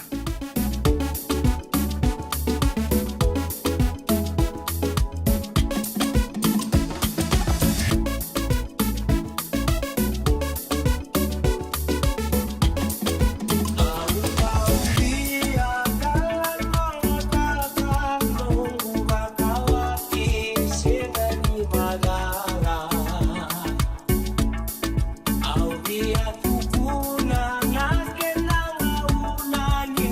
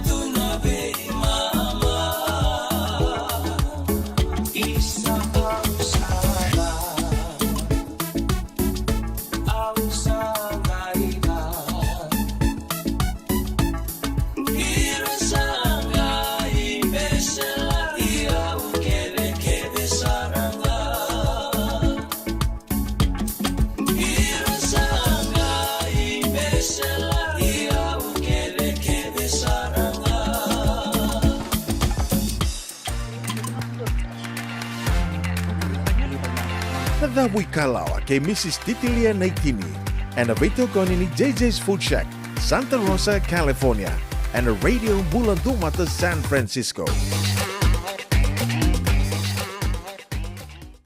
Ia ni mata vinaka tale mai, to mani tale tiko na nonda porokaramu, na nonda wasininga ona vata. E nei kawi vinaka ni moni tindendai me wakaua wakaritaka tiko ni a, nonde wasininga ona ni dhawe ka lawa, leu sare rando nana ma ki tiko mai kina, ia weke mdo na sengei sema wo tiko mai, ndo sengei so tawa tiko mbeka wakandua, na i wasininga ona ngo, ki rei tinga mani ngai sema tinga mai, ia ninge wasi atoko mandangai ni. Dona like, dona share, do makasara. And wibu ka wakalewu ena kena mai tosa tiko ngā waka tosa i tiko na Bengarabi na Radio Bulando Wata, ka nisana reida tiko Mengori na marama ke rondo weto mani tiko ani, do mai waka i tawi tiko Bengarabi tiko ani na nonda dhawe ka lawa tiko, e na we ma dhawa, e na we a kawini moni te, wa kawini venaka tiko kena JJ's Food Shack. Bula venaka Mrs. Naitini. Ia, ni bula venaka una. Waka dhawa na moni ma dhawa, dona moni ma dhawa oso na moni ma dhawa sengi o tingo, Dia na saranga una, sa liu dia na songo na singawaro i matanga uronga da tiko ni tolu na songo ni fundraising e bangari lawo Dina. Ia, ndaba nakataka ni da saranga ni wasiano ndangona kino ndeya mendarin toga kine na ndona fundraising ataka na weekend na moni mata singe tingo.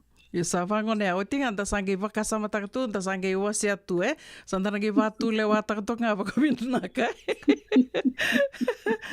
Se wada wa tō lagu mbeke ke, se tō lagu ke, so nango na sando ngutu na yalo, ia na yango sa oda, sa tuku na mai, ia sa anda wa tōmantanga, sa diengu tōkamantanga, iau na moni madha singe o tingo. Tina mandauna. I takana kani ono, takana kani no Rotona Methodist Church, da bibo kena si WM Hospital i Vitie. Gori. O kila ni rao ke te wawina kana songo na paroa e. Tō toka, songo pinaka kede, sa sanga tiko ni kani wei buke, au te kawua andondonu me ke tō lakoani na lotu ni matuku, a te kawua na lotu ni matuku, a te asangele. Do e wātuka ana i tuba, ia. Ko ngai Santangai watu leo a te kikanda toka ngā waka vinaka. Waka dhawana i tuba na māthaungo, ke lando na ulutanga vinaka, ndoro na veitalnoa kina na kawini koa, ia nimber ni kiro mai veitalnoa ani na ulutanga ka kiro sa lokutha me kiro na veitalnoa kina, au kiro Mrs. Naitini ke raunina wakambula mandangani wiki omanina se amatiko mai, na kawini koa. Dena vinaka me na wakamathala tiki koa mandangani waka dhadha wiki omanina senge se amavau tiko mai mbalete ni uretha ni leo wera sangai sema tiko mai wakandua na kawini ko ai? Na, kawina ka una. Ia, o pavina ka takatiko ni sa mai tosa vina kasartiko nonto program go, sa liu sare, kora maka o tu wakamatala tatiko Mengori, liu sar sema tiko mai. Ia o wambole tiko ni wiki omani, o nga o Titilia Naitini, o marama ni na sangalau, mai la kiamba mai lau, o vasu i Ngarani, mai ngau, mai lo mai viti. Ia, nei tō susungi toki tō sungi tunga wale na korne tungu ki tō na tinai tinango, mai na sesara motoriki. Pono e adak mai kina vi susu. O vi tuntuki ningo viki muni imlata na program mungo ni dhawi kālau. Enda na rai taratunga mai na nonda tumberi deka mai na di mata pawale na tumberi mai kina. Leo viki ando ni sematik mai, anda sudu mai viti. Sandangai toki mai na viasi buru-buru ko sanda mai toka kina. Sangai toko irna generation ko karena mai sudu ina vivono tanye. Vivono sa mai pakai tiku-tiku tunde itu kina. Wa buli mai rotsukuna. Au vivono mai musa mai lini vivono Amerika na rono dolu kawan. Kami bala sabi tin ka bitti ko namba ka nugut tikongo. Yombe au mbita nugut ka mangas ni buli. Au le ka kai na non-profit organizations. Au tiko mai dona project mai USP. Kami kena malak mai biti ni kela no yang doangan ante university ni Devon Pacifica o mbiu kia o nakataka na nungu lei tau yo mai kia nungu na non-profits e lebo sarana kawulida wa bibi na veulu tankero vitang lutingo kina batiki una e lebo na kai o bulida mai kina o kena marama women and na bi matangali tampana kede e tarama mantambula kena marama batalaki no erna loventa ya o wabuna katakati kono nungu tumberi mai viti kena kabina ka buli tama vir na marama bambul tel tunga vir ke na marama abai buke na nugu train tek me biti sen train tek mai ko era kena be mona wasia levuna ka levuna ka o buli tama o wait tek kena me biti na nugu taka tu na National Council of Women nugu mateni project USP ko o ronyo wasia tek ko na batapatango merani buke kenda na sama itungo na bunotani wakatalaki na bikim ni nando warong tumi vite na ratalani buki kemni sona kandor ni takau na ena kena levi tikiti ko non tambula pambimbir na ngone bernai tambangone ana bi ko tala bi kena tumbu bet ki kenda da sanga gaseta kasara mendar na tumberi tiko na generation sergela tumingo Vinaka. Dona tikina vinaka ya ni wase tiko mai Mrs. Natine waka sama taksar na ni robital no tiko kena dona nungu nana ni ena noa. Age tiko no tiko kwa isa o kenta to nungu nana ngo sa vitu sanga bulu kavatiko. Sange yada wasara tikana no na mother sauti singa tambu na mother sauti no na baki vitu sanga bulu kava. Sange wase tiko no kwa orto singe erto ase lako mai na rua na undolu tinka diwa walu sanga bulu kaono. Erto sa lako me kina kena bali sa mai second generation ali lako tiko katolu ni tambatamata na non retongo ale marto non reto matabu vale sa tiko no kwa isa ndona ka baka samata tiko e baka me baka dir loloma ni nda baka samata kani kenta tongo to se lako mai to se kila tiko mai na non da to bosa na non da to itobo esa na lako tingango bir na ngonengo ke baka na senga ni nguna elondra merna via kila se mera na tuturi matuti kunga ke na nonda tu bosa na nonda tu itobo e na lako tinga sana lialia ni irna nonda irna ngone irna lubenda na makumbunda samai sudhi ke sana lako sartinga sarna kaenga ni rakai merika sana alia ni na nonra na kila ira SVG se bakamerna one ni biti ye sabati ko ya o bambut sa non to itabim back non to bolen tiko weekend to me to na sanga tinga non to ingu iseng ni kena kini ni ndondonu au na numanga ni ndona ngona erna gele vina katuira merna kilai o irna maybe a few generations down sarna geveli kila mai na nonra tik bu e bim back na gono erngwale mikina koe ana kai bibi kina ka keto mandanga ba kate keto na benga ravitiko na radio bulando bata ya saranga na buna keto maro takatiko kina na mai benga ravitiko ani dido wa kitiko na nonda to vata vatango nonda ru lutanga na singini ko Mrs. Natine iyo bina kauna nonda ru lutanga na madam ko na screen time na screen time dorsa osa ko detektor men mata sauti iyo mona sema tanga ena no to vital no mata sauti to redetik men mata sauti na non ta baka baro tekir na lubenta na lubenta ena non ra la ko korbuli sarna la ko na buli tortake oriti ga ki bakanda redetik ko ira sarna kai kala lai mai la na preschool werna tik na middle school high school but kir sar la ko college ena non da bukeira mera raoni le ra kabinaka ikorni bule estang wala nga non ra kilaka academically mera ni ramata kina klano da klati non da academic sabuli non da academic achievements e buke kanda men na ra ta ka kina iyo en na lomani baital nga ni korni buli en na bi buke kina na itumbu bat ki kanda na extended families o kanda na to kinda klati ko tiko irna na non da extended families ko ra vivo ke vale en non tumberi en dona ngone non da lomani vale en bu ke kental nga ya non tambula bi maluai sang wala nga no academic achievements na no mumbula saram da nga ko moranyo tamatayanga dena na no tikina like so that you can be a good citizen you can effectively contribute to your country here in America por talakina mai bonua nanda bonua ya ko ana buna ndorobita no tikina livuna ulutanga ngoe na mata sawo tindor satarania na non rango ni na non rakakana non na ken rakakana konda kalunga tikino kentone tikino state of California free meals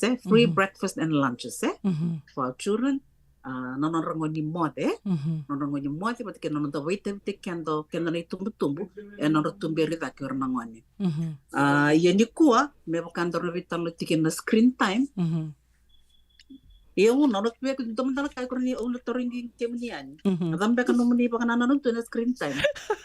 Ela sabiau, onde tikongo baleta ndio di tukono na screen time. Sabi di dek no baka sama wawa. Indo madango kiro habital no baka na no sisengai. Baleta ni rola kuma na lube nungu yada na bungongo ko mero sandu tukuntunga goro na makumbungu ro ndo senge amba kitolo ndo senge amba kirua.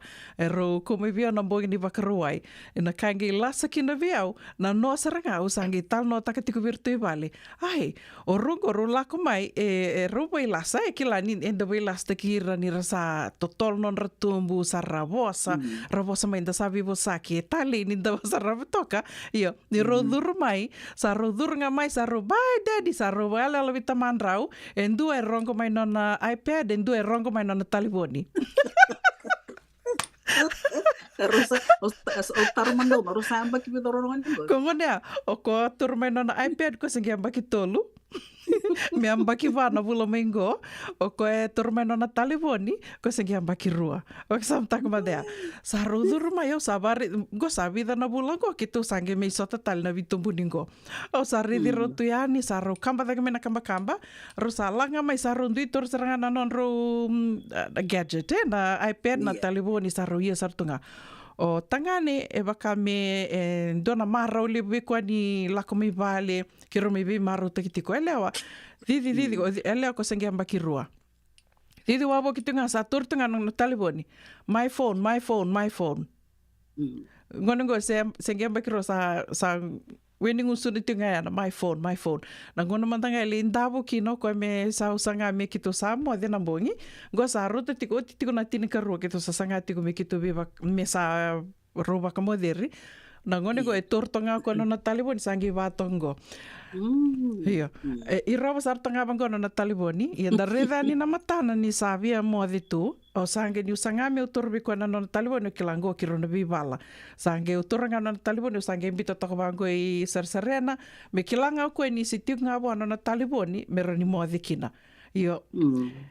E waka ilasa ni dira ia konga ya anda riba bimbala tanda sa kilatu me na kainda sa bulida rawatiko na waka lolo maniwa no era sa tiko kina nangone na screen time screen time go kimini na siamatiko mai na kabini kuwa na da sa kilatu era nangone na iPad na taliboni ni rasa rawatiko na TV mantanga ya e waka toka itiko na screen time era sa tiko kina niyo kombega Mrs. Naitini.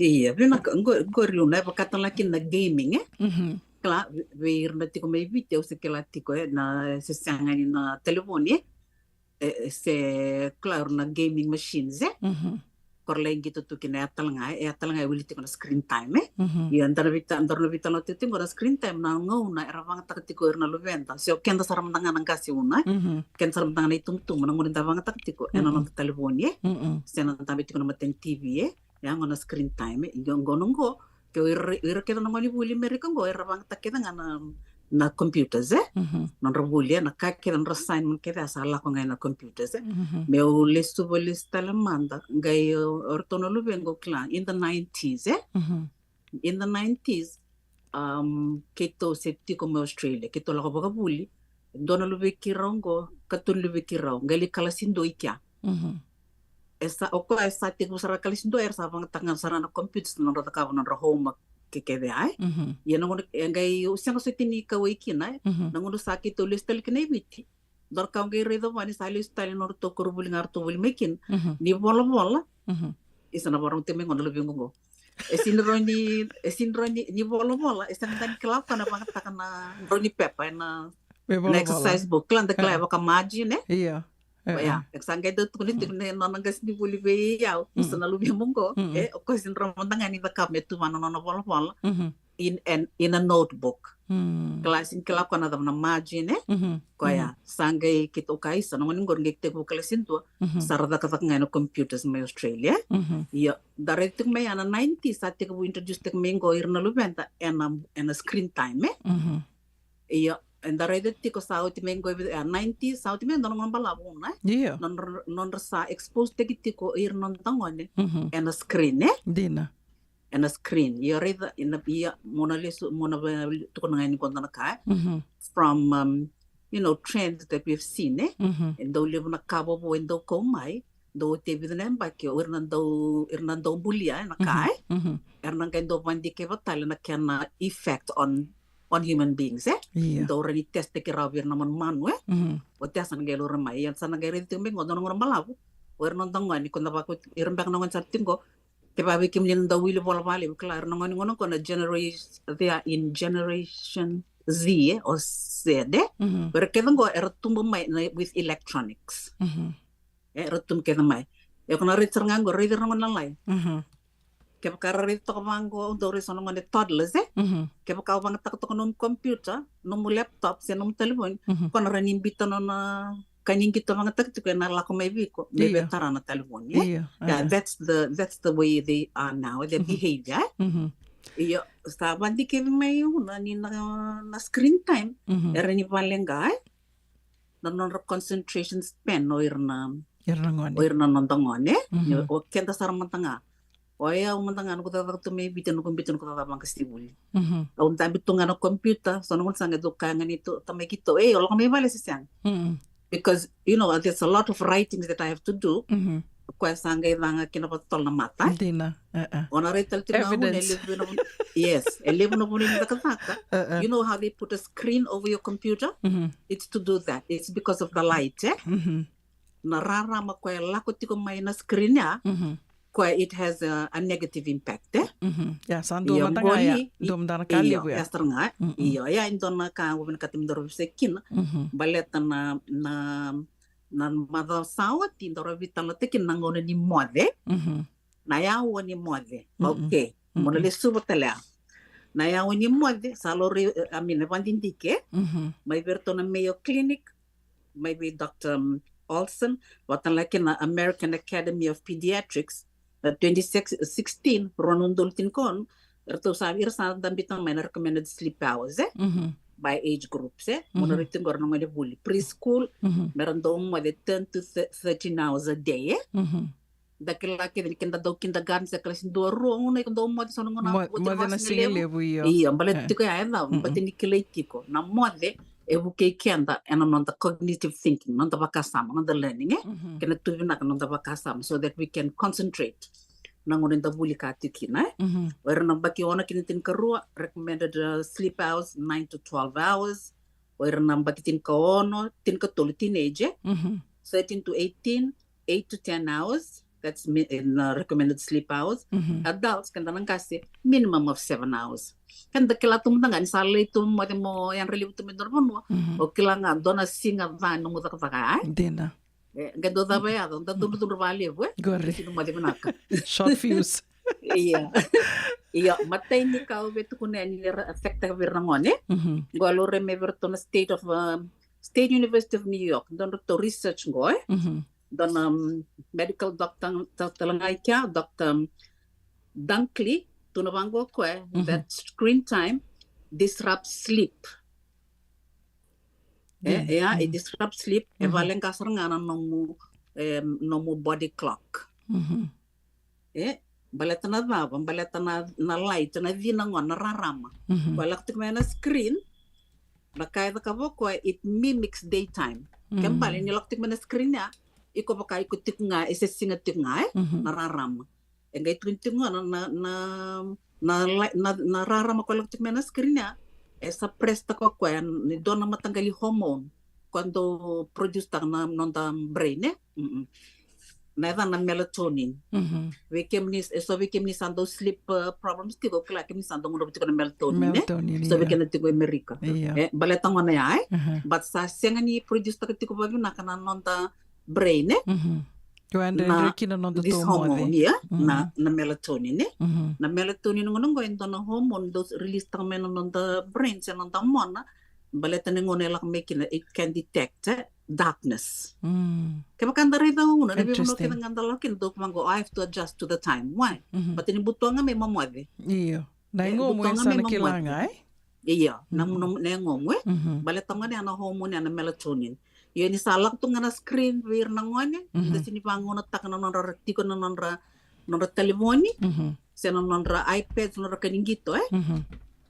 merang kay banget katal chuko nampo ko ngana ya ko ran rali butikin ndara bitala na mata saw te otko nitik ay erna ngano go ba kaya sa lili tu ngano ngani mo de Dina. bala Dina tama saranga. because they are exposed to screen time Too much. suppress tang na hormone yan na melatonin ko endo titek tang nangon sambutom may momote kaya bakandare talanga una nirdo mo de libro nangon lalay if you've been to daycares ike America nirdo mo de mango na nap times endo umbi na nonra the rang Katumbaleka. me buto so that they can sleep balatong na melatonin which is a hormone it is produced detector na buto meron mo Kaya na nonra mo de.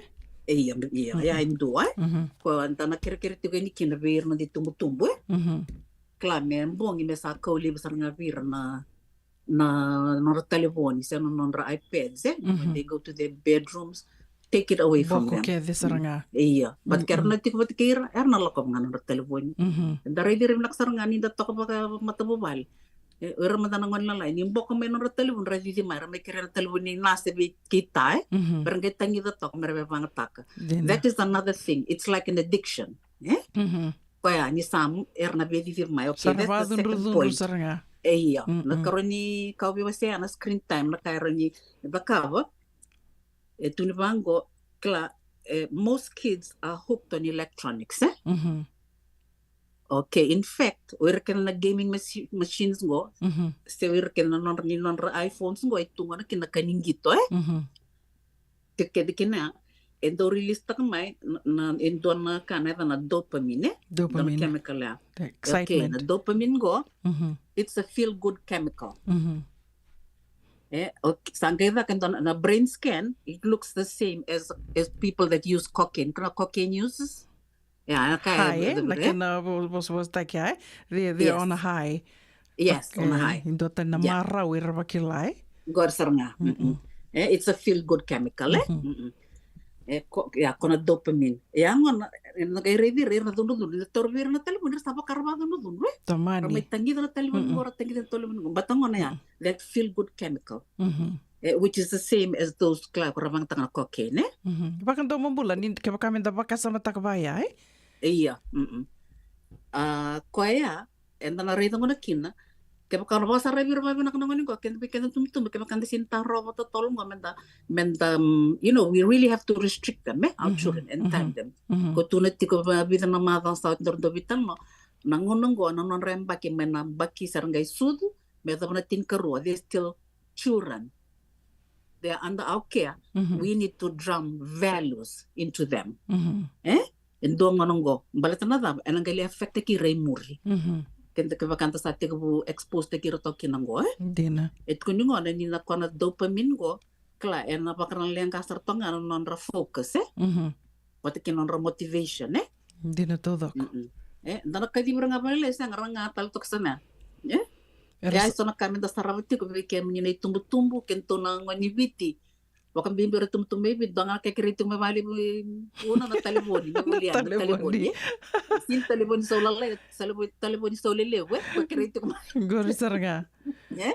Gori saranga. Menta kilasar itu ka, menta bakayalan na kanda sa liver na lubenda, especially electronics, because it's not good for their focus, it's not good for their motivation. Kung nabalang ka, kinon concentration ti korwuli, Panga puli ka ko bandong bulu ben yutu kono kla that feel good chemical ko ma pa camera via high tunga Dina saranga. Yeah, that's the other one O bio wasi ngani me salawata tinga kina pikani wasi tu mingori Mrs. Naitini and dona research o ba wili ka tongo ngo bale tongo nga na screen time o irna ngone wakan din tak go ni irna ngone ka CV mai na ruan na ya wa that spend more than 2 hours a day on screen time ragay kunei ni na nonra kila ka sena nonra meravuli da na ka me ge kaseveira bera sara so endre saranga na nonra merali vuli da talisona ka na ge kasa tigubira sambun endre saranga na ka bakandina dina take and some children with more than 7 hours a day of screen time experience thinning of the brain's cortex. the area of the Yeah. brain related to critical thinking and reasoning. Waka ni tukuna tiku ya nanonda mbula madanga o kianda nanomumbula ni be maliwai. Nanomumbula ni waka nanomonia waka madala takating me rona kaila tiku me nungu waka sama ndua ndo tukunitu na book smart and street smart ndua na book smart iko sali vulida o sa kila o te asangi tiko na street smart o ngai mai waka ngataka waka dawai na vika o sa vulida mea yo go ni o sa sianga mandanga ni na rao ya ke waka enda sianga ni lana tiko vir na ngwane na ngauna mera na sar tiko kina sera waka ngataka tiko na nandra gadgets ratingo na taliboni na iPad na laptop which is crucial na ngona ni na nandra vulika na ngona go irsa waka ngataka talitunga ya sangi tiko vikenda to na io ke na sianga ke to saranga mi to na ya lana tiko na balawninga na wakanga takitiki no irango to lewe to lunango ne Mrs. 19 to tiko vale na moni madango do berto samba kiono senge kalasi o sange tiko sarango kalasi rua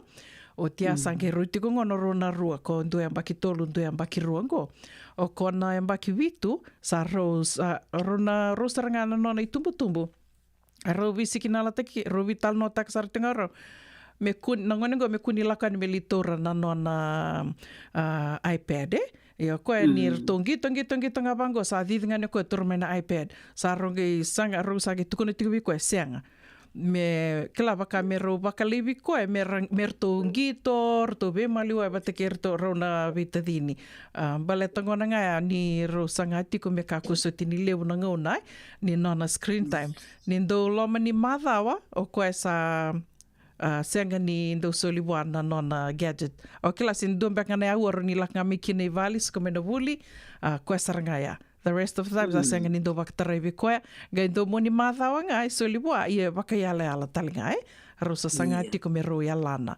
Bale tangona nga ni ro rede tiko nona bakarau baka me sa ndo me sa dhunru e nangona ko tani kina bi koe se sa ro tukuna ni kina bi koe me sa thianguna ka ngori i ko mo lak me kia mo mitha ka bangoe kona ka vai andun menda na andra na tikine sa bakarita ka mena kena daundra wakandi kia bana ka bango ni rauni na bakabulanga wakame bakando mo bula tale ni u bakawili ka toka ni na bakamamari taka saranga na tikini nonda mona ka do baka ngataki me menda baka sama taka na bikai so menda reasoning kila mono baka tule wa andun taka sona kai sambo bakando bula saranga Patun sartunga kala ko na bani na research ore de mingo ko re saranga mo ko another na ko pala sarando na evolve ko it's out to he wrote a letter, he wrote a book and an author go Dr. Dunkley wala ngono ko on resetting your child's brain kala ka tinga bi ko ngay 90s ya liver na non tang woni ko sarletun go generation Y and Z they've been exposed to computers and gaming Kaya, pas nangay lang tal chungana kena pandintiki, nilare the effect tak sarang apa kalibu na nonra bakasam, it affects their brain. Erin do talangan na bunda kenda retimbo, clan of violence in schools. Clan da they lose erang anong ni karabutin niya kurang do punta kayanya. Gori. Kaya man Amerika, yung ngonong ko sandare de bidan na kissing ang go bikin to California boy. Sala ko timna stabbing Kwento na matas tawit sarang ore orang na news may San Jose Nabagstawat doon nito kurulong ko Santa Rosa. Yeah, kaya sala ko sa tunga na stabbing in schools. So children have become violent. Kasi ngon kailan na tawag exposed to kiritikin Indo mataga na kaya. Nira okay liu baka mendando nuing kawan-kawan takatu nira sarava non tambula baka beotini do tukuni ke baka rondo bibalo na kita en wirna ngore erna liva talengaya kornibuli ngo ke baka mendanga rosin bibalo tiko na kita ye solitiko bingone na iPad na nona taliboni me sarava tiko na wakani wasemia games tiko na kanangito tali tako irna ngone ngora sarava tiko and most of it vala kuku sartonga na nonra sarava tiko sa ko sartinga sa lako tiko kasa tiko nonra pakasama that it's okay mera lako ni ragili baru taka ni vala kuku wa indua tale di ibinakaw na terus tapi tala taktok kla fracture tak saranga nonra tension se non concentration span babon to bulik 20 minggu ko na kena tarana non ramona how it thins up the brain kono no saralang mikna non da bakasama do talang na ba kare redamengo Dr. Dan Klingo, the screen time, it reduces physical activity levels and exposure to green time. Kaya mbale, parte mo kwa, klano non don biwi tumpa nangone to be outdoors. It wango ni na natural na exposure to nature. It is a natural mood enhancer. Kwenda sare tingor na ngone merdo ko ingito itumba merko merlengito itumba kwenda ko tirna zu sera ko tirwe tui so that they are in touch with nature. Ya sando tanlaka son activities na reni boite tekire keno kena tumbu se kenta na tumbu ni ngone to keni ngone nonda ko tire tiko na makumbunda to expose them to nature. Korakona zoo, rakoi way tui. Se they go for walks, ratombal, baleta yani ratombal indikator tukun that nature it is a natural mood enhancer. Klai buke ranon mood, Dina. Dona kato kalunga te kina waka lewu I California ya ni lewu tona parks, lewu tona bononi tombale, senga ni ulum bale. Iya. Gor saranga.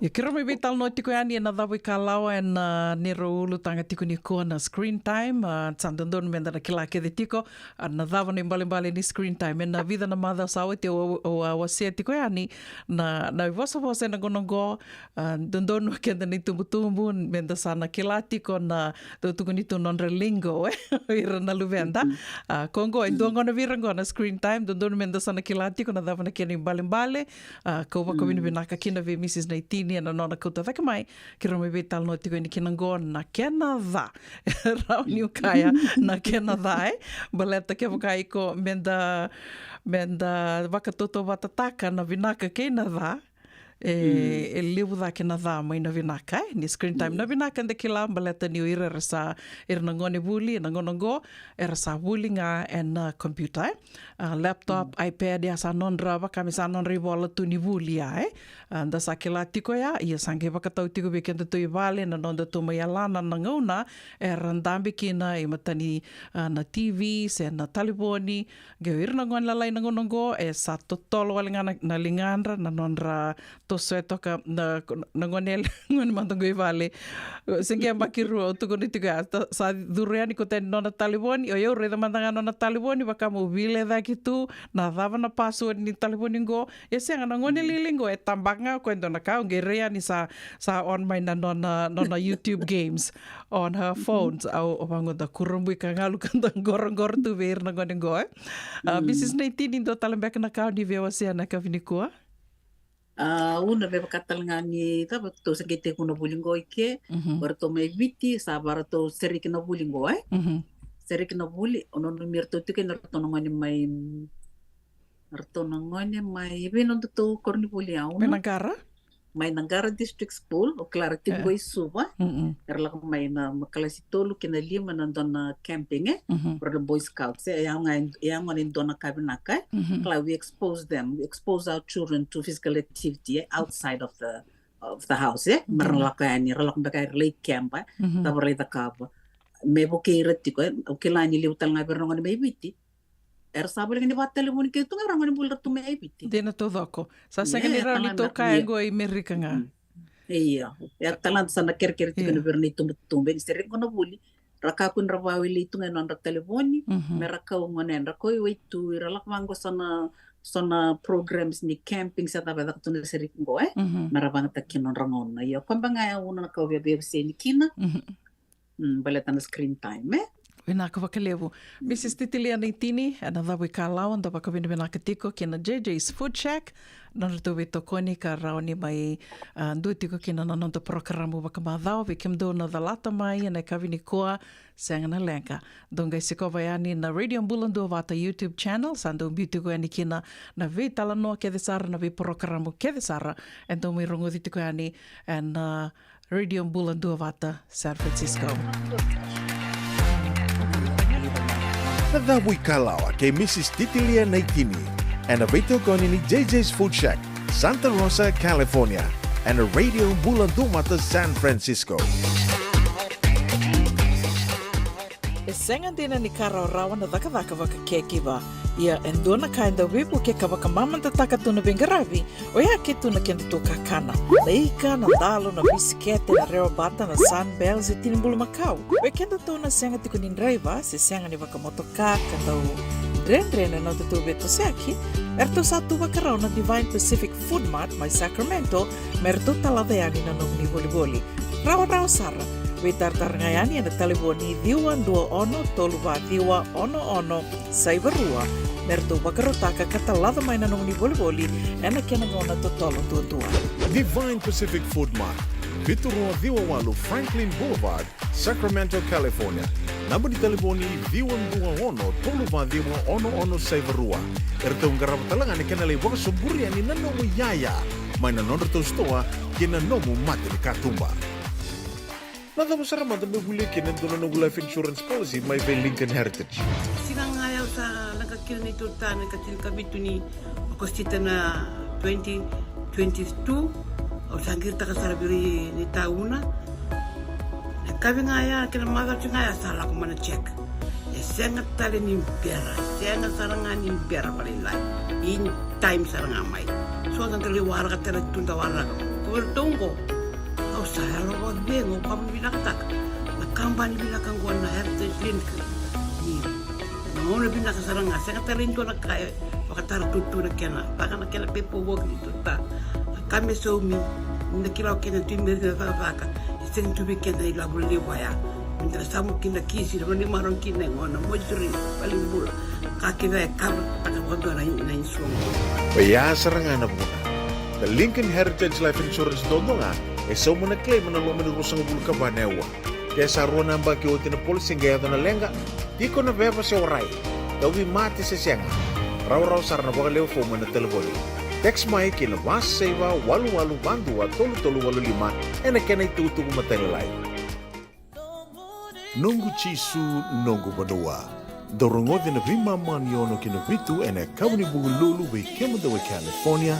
Wei mamani ruanya kavi kina tolu and a single level ni lotilevu wei kemando ibiti e warotaka na New Methodist Christian Fellowship USA rogode na Radio Bulan Vata San Francisco me kauti kenda vatamai.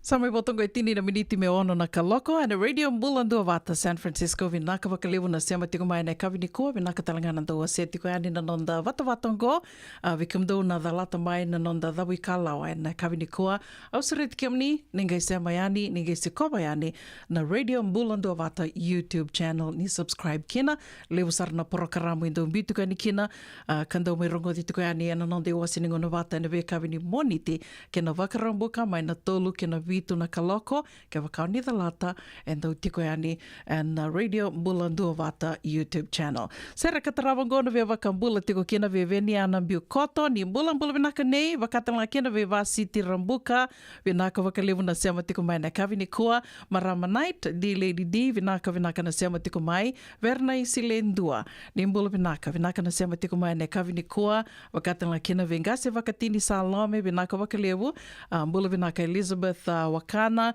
wakatanga kina ve Mbania, Ratu mai Tavuki, vinaka wakalevu na sema tiko mai, wakatanga kina ve Katie Mere, mgase wakatini Salote ke Bill Rock Jr.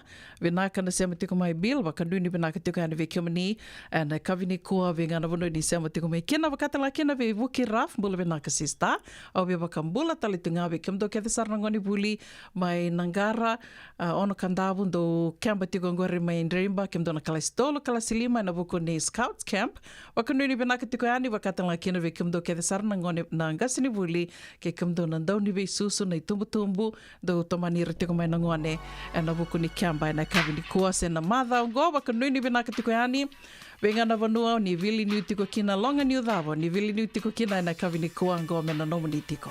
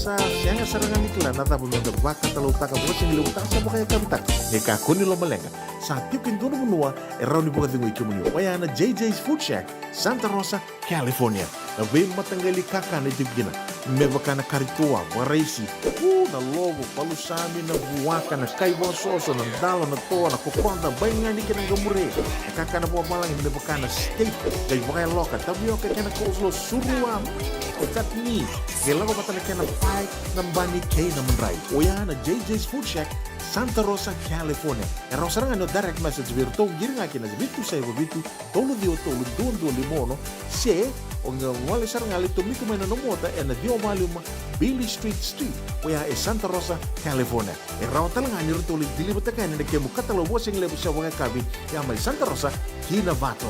JJ's Food Shack, Santa Rosa, California. Senga dina ni kara rawa na daka waka kekiwa. Ia endona kainda wipu ke kawaka mamanta taka tuna bengaravi o ia ke tuna kenda to kakana. Na ika, na dalo, na bisikete, na rewa bata, na sunbells e tinimbulu makau. We kenda tona senga tiko ni driver, se senga ni waka motoka, kanda Dren na te tube to seki, erto sa tuwa karao na Divine Pacific Food Mart mai Sacramento, merto talaveani na nung ni voliboli. Rawa sara, we tartar ngayani na taliboni diwan 21 toluwa diwa ono saivarua, merto bakarotaka katalada mai na nung ni voliboli, ena kenangona to tolo tua. Divine Pacific Food Mart, Viturua Diwawalu Franklin Boulevard, Sacramento, California. Namba di telefoni ono toluva ono saivarua. Erto ngarama talanga ni kenale waka soburi ani nanomu yaya. Mai na nondro stoa kina nomu mate ni katumba. Dendram beka nangola ni kibalilo tena buku ni oso pakadadaka. Sen kita beka na tos nimbula. Kuani lenga sinu ingawa. Nana maki mai kina programu warotaki. Mai vera na New Methodist Christian Fellowship USA. Nongu chisu nongu banua.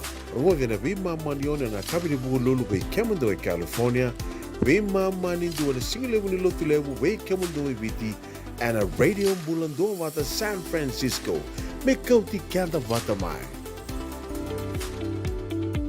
Yavalata deonangai velata and a radio bulando vata. Veitalono te kina na vika membaleta na nondon bula. Mai veira na kenandau mai na tambana ni bula so. Nasi na puniwai. Rongoven na bana kaloka na vika vini tu city and a veito kone ni Lincoln Heritage Life Insurance. Na kamba ni Life Insurance kanganiti kanda na kaiviti Amerika. Ongo na radio bulando vata San Francisco. Mekauti kanda vata mai.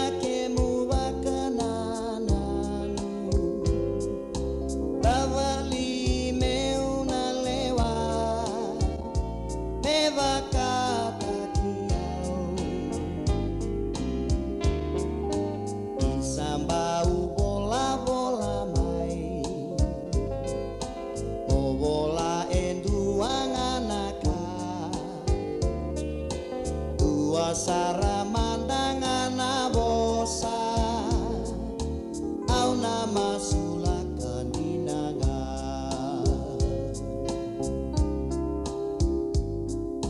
dua sara mandangan bosa au nama sulakan dinanga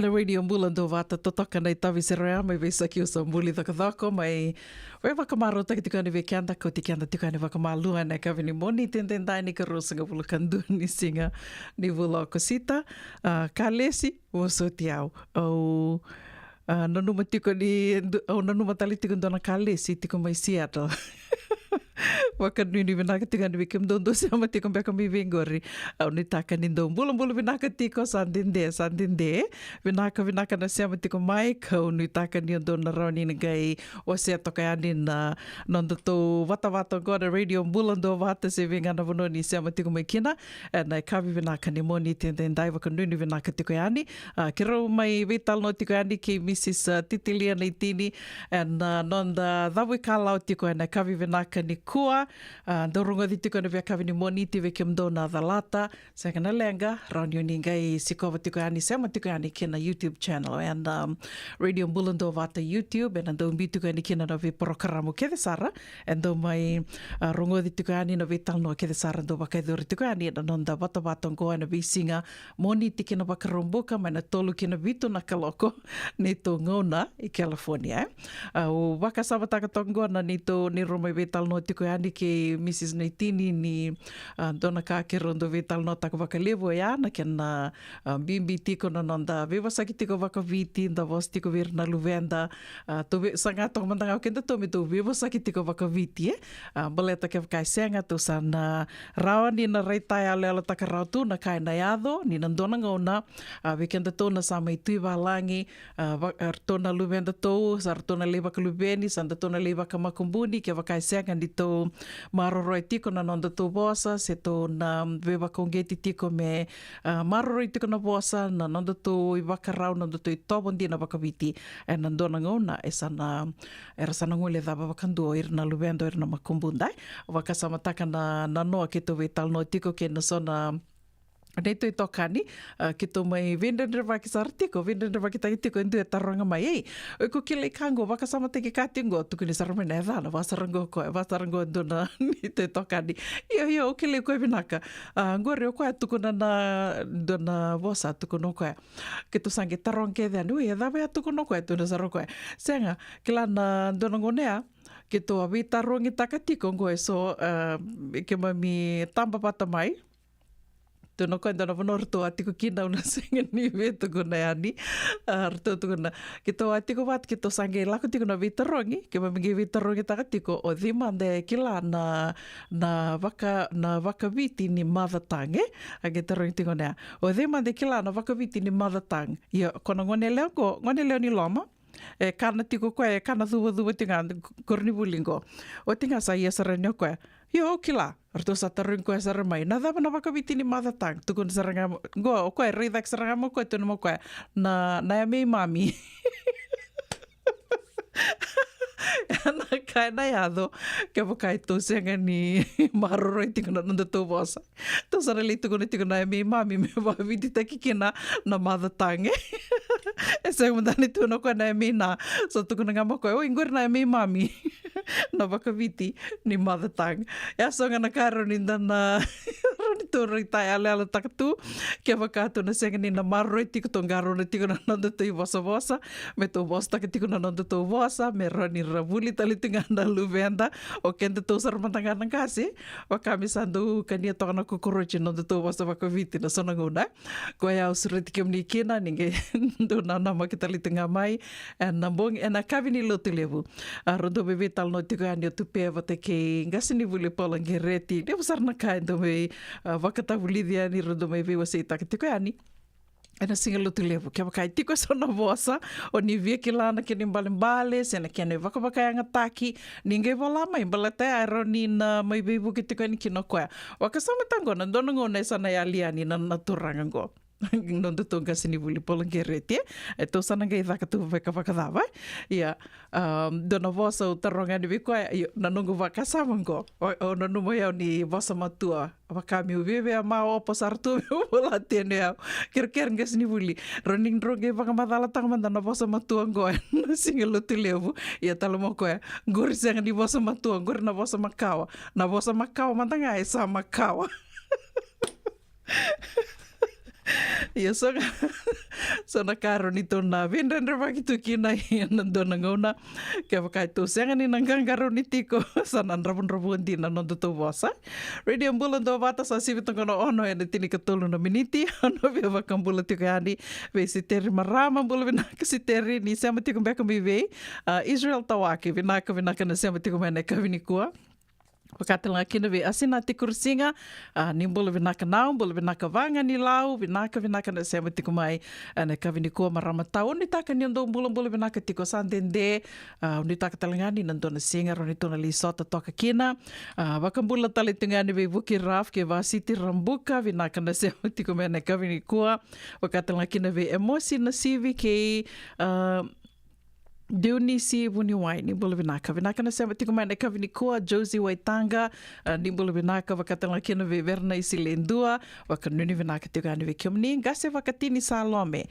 ndo mbula vinaka kono via wakambula tali tengani ve kali sileno, ke kiomdo ke sara na nana matabu vali, vengana vanondo sema tiko mai kina na kavini kua, wakanuni vinaka tiko, ni ndo mbula vinaka tiko mai vanua, au na via wakambula tali ngango, na sera katarabango ni na numi kia tiko kina, na Dhaka tiko wa caregiving, venga rabi tiko, e na vanua livungo Amerika, e dina to dhako, e na lava ni Amerika, na lavo amida.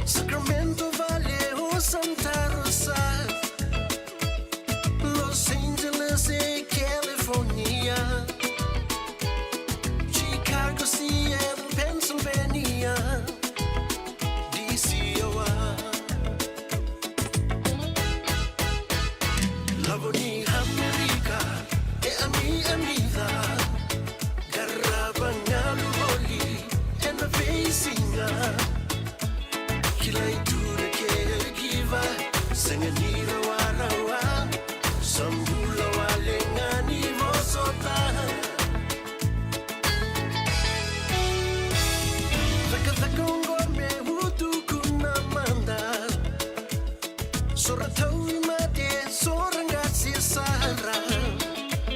One ni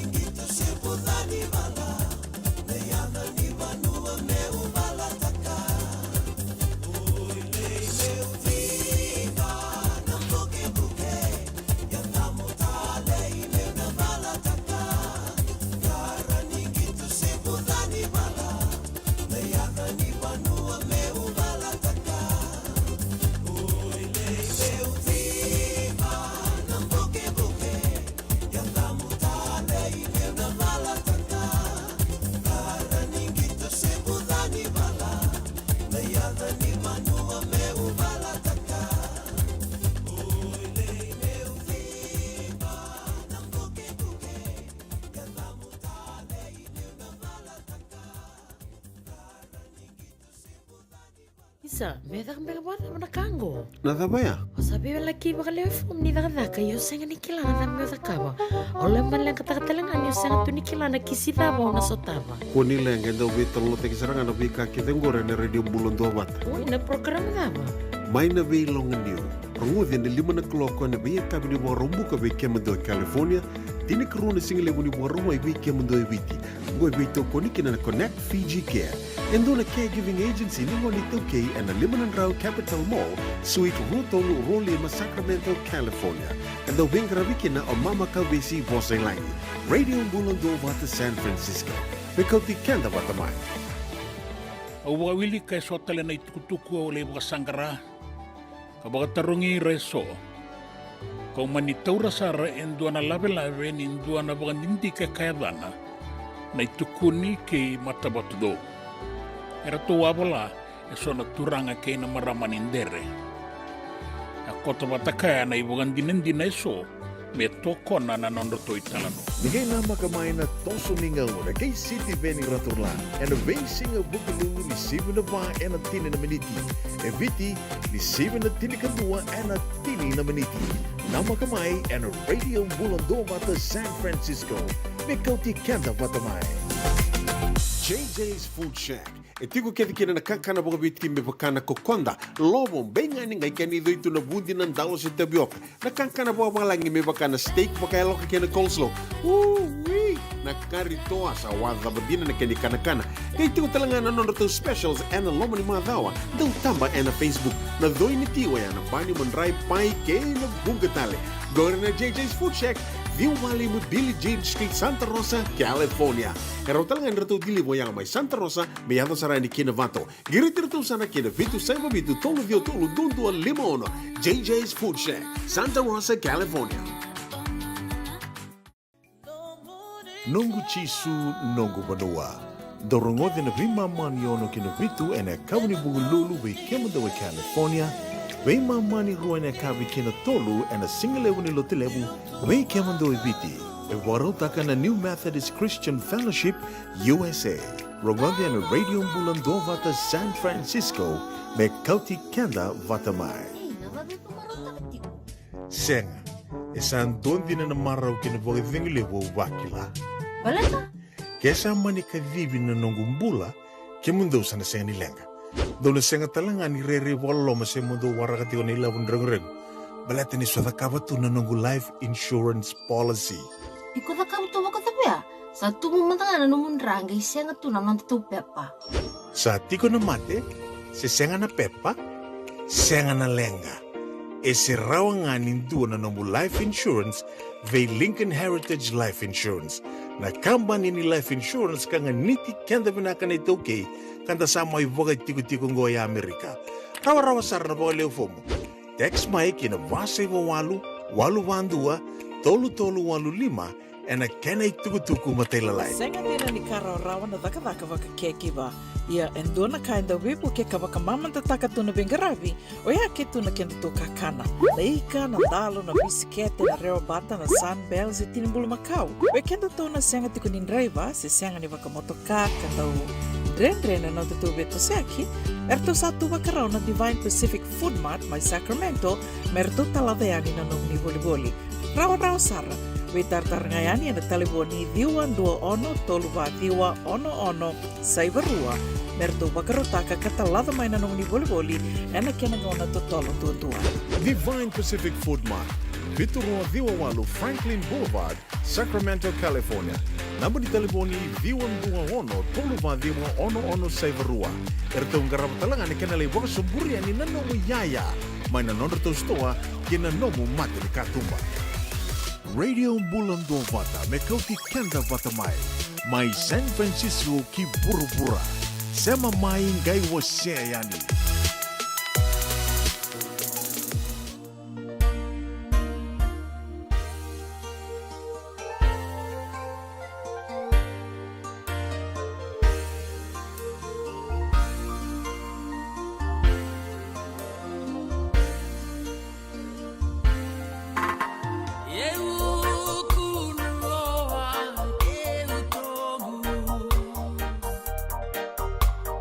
Come before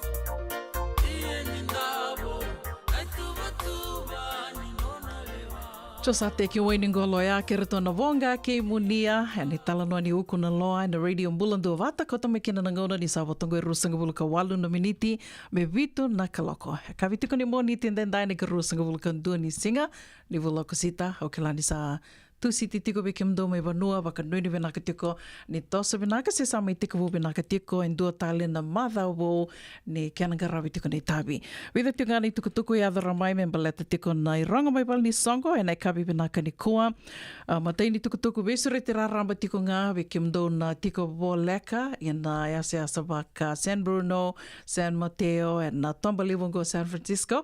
Vesure te tiko yani na i songo ni lotu na LDS na Tambana Wakaviti SF Second LDS branch and nduanga nandanisi and wakarombuka sarangango ni karusanga vulka lima ni singa teka butiko na vitu na kaloko na kavi kina vimama ni tinikandua and mbongi sulusulu o yan mbula Kalavata kana soli talitunga e sona idhobi bakarota ki tiko e sona idhobi kei na so tale na kani beba kamarota ki so bakatalanga kina na ibaka kabi senga tiko ni somi vesure tira ramba moni ngoleani bakalio lebunda mai so tanda be marota ki dua tiko na singa ni mbutu kai bakai bua ana bakarombo kasaranga ngo ni karusanga bulka lima ni singa na bakai dhori tiko na rua ba lima Ludman Lane Ludman Lane Millbrae.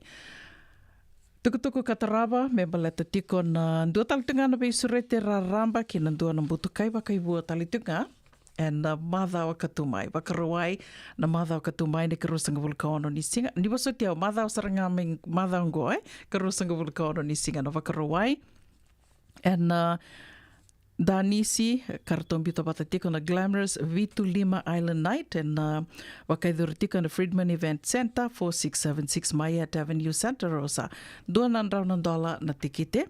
$200 na idhurudhuru wakatalitunga kena na wakaikavi na ngunu kena live entertainment wakatanga kena na DJ. Kena itukutuku matela lai raun yuninge vetartarayani ke mero ni mbola ena taliboni bandu 5 walu vitundua ono diwa saiba se ate thabu ena ono 5 saiba vitu ndua saiba rua ndua saiba se rauni uni betartareani ke leisani ken rambuka ena telefoni diwa ndua ba vitu saiba 5 ba saiba ena V25 Island Night Glamorous V25 Island Night ena wakaroa isaranga ngone karusanga vulka ono ni singa ni vula okosita o tioti ni tukutuku he adharati umai na nonde wasininga ona ni ronga mai bal ni songo ena kavini kua membaleta tiko ngana visureti ken singa ke te levu dona moni madhao taudhako teka butiko ena mataini singa wakarombuka ne mataini singa ni vula September wakarawai ni karu ni singa kena singa tambu na ka tolu ni singa ni vula September goena wakaidhuritiko na soli ni wasotiao na mbose wakaembaki sena annual general meeting teka butiko ena vitu na kaloko ena kabi ni wakarombuka ne mataini singa ena wakaidhuritiko mai na Laia Shopping Center ena mataini singa kena ka rua ni singa September na ka rua ni singa na wakarawai teka wuta ki tiko na soli e na tini na kaloko na mataka, tini ki na vana kaloko e na singaleu e na e kawi e na wakaidhuru tiko na Kokololio Kekela Park mai na Kamehameha Highway. O tia e na ono na kaloko na kawi sanangai teka wutiko ki na Nandanisi waka kawi se na Banquet, teka wutiko e na ono ki na tini kandua na kaloko e na Mbongi, Honolulu Suite, second floor Tapatawa, Hilton Hawaiian Village, Waikiki, $200 talingana tikite. Kena singa tambu ni ka tolu ni singa na wakaidhuritiko na lotu dhokawata, lotu talingani witalatala ni teko wutiko na rona kaloko na singa levu, wakaidhuritiko na Kahuku United Methodist Church na Kamehameha Highway Kahuku. Na tukutuku e vida ya adharatiko mai me leo ana tiko na nonde ronga mai bal ni songo na kabi ni moni tendendai ni karusanga vulkandu ni singa ni vula kosita wikimdo na leo ni songo dhamanga sanga imbudhi ni tiko se sa dhidhi rao tiko tiko mbeka na nomundo itubutuba nda wakana mata tiko eniongo kena dhavani ambaki totolo wali tunga na ngauna se mani dhavanga na nomundo itubutuba na dhavanga ndu sasanga tiko kena na vukumbeka ni sasanga na kani beibuke songo dhavanga do bako tamai ngo ento nangu ni sala roni na beibuke tiko ni kena na radio Bulando Vata mai kadhe baki tiko sanga ni ndo na kai saumi kena ni bako tanga mai wikimdo talangani tiko ngore mai viti, do vina kata na vei vuke ani valangi, vei rana weka karasa tiko e ani na vei matani tu e so, ni wako ta mai roni na mai kathi waki tiko e ani na nonde wasi ni ngona vatongo, sena vata vata na Radio Bulandua Vata San Francisco, me kauti kanda vata tiko mai. Ni wako ta mai vei una vuni da koa, e na nongo messenger, se rao talangani ni mbiuta mai, ken Radio Bulandua Vata Messenger, vei pedeli na novo, na messenger talanga, se vei tale matakimbau, e ana vei ngoni sale so, karani ni na wako i tukutuku me kina, ke waka ni vina kata me mai wakarongo take tiko e ani, and i rongo mai balni songo, and Radio Bulandua Vata. Sawatongo e ruasanga buluka tolu na miniti me vitu na kaloko, and sera katarawa ngona ve wakambula tiko e ani kina, ve kim toke de sarna sema tiko mai ne kavini kua ni mbula vinaka, mbula vinaka samisoni lewa vuna, ni wasoti au, Samisoni leo vuna, vinaka wakalevu na sema tiko mai ne kavini kua mai kinoia. Wakatala kina ve Mary Wesley, mbula Mary, thank you for tuning in, please share our page.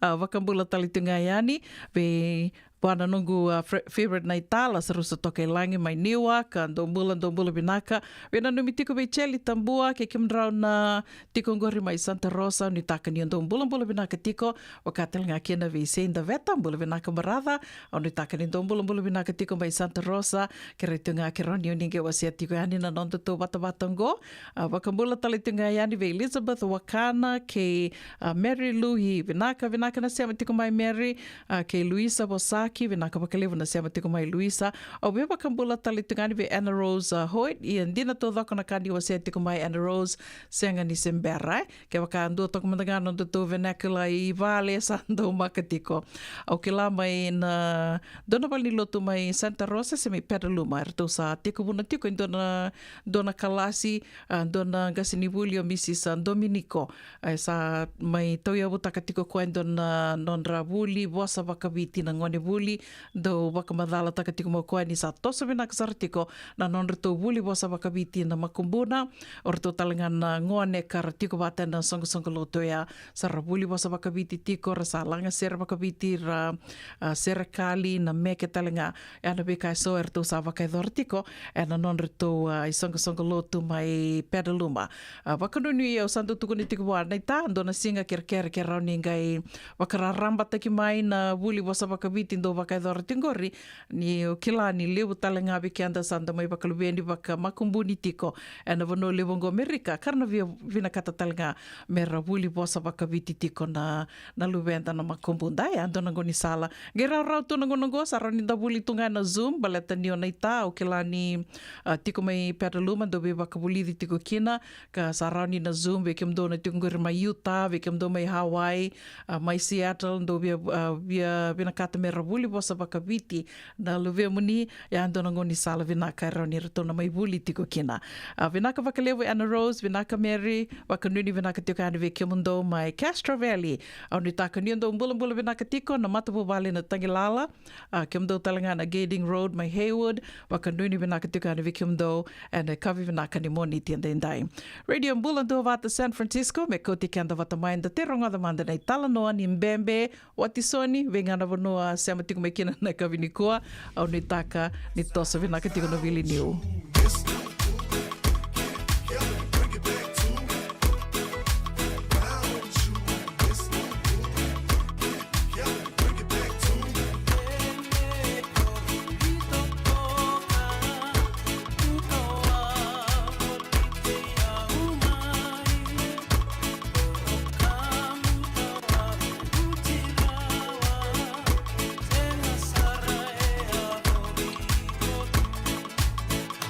No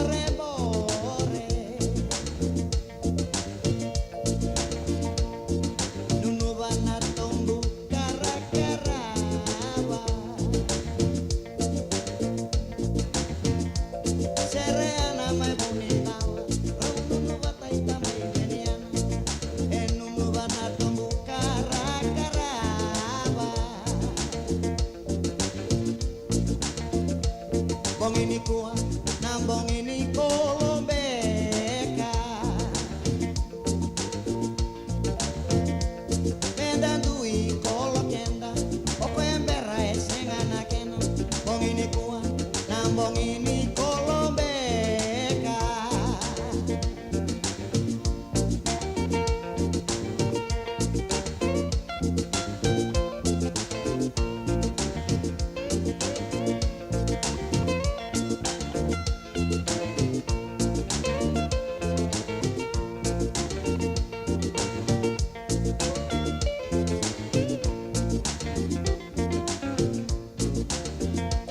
Raikivita natambanita rawau Raikivita sangai mailau Kiendrena sangai mailau Raikivita natambanita rawau Si rondo nui nai bore bore Si Roma io salote Rau sotto bataita mai Simeone Si rondo nui nai bore bore Si rondo nui nai bore bore Si Roma io salote Si Roma io salote Si rondo nui nai bore bore E nunu bana tombu kara karaba Sereana mai bonita Sereana mai bonita E nunu bana tombu kara karaba Si rondo nui nai bore bore Si Roma io salote Si Roma io salote Si rondo nui nai bore bore Yavalata, Deonangai Velata, and Radio Bulan Duavata. Veitalono te kina na vika membaleta na nondong bula. Mai wei ira na kanandao mai na tambana ni bula so. Nasi na puniwai. Promote na bana kaloko na vika vini tu city and a veito kone ni Lincoln Heritage Life Insurance. Na kamba ni Life Insurance kanga niti kanda na kaiwiti Amerika.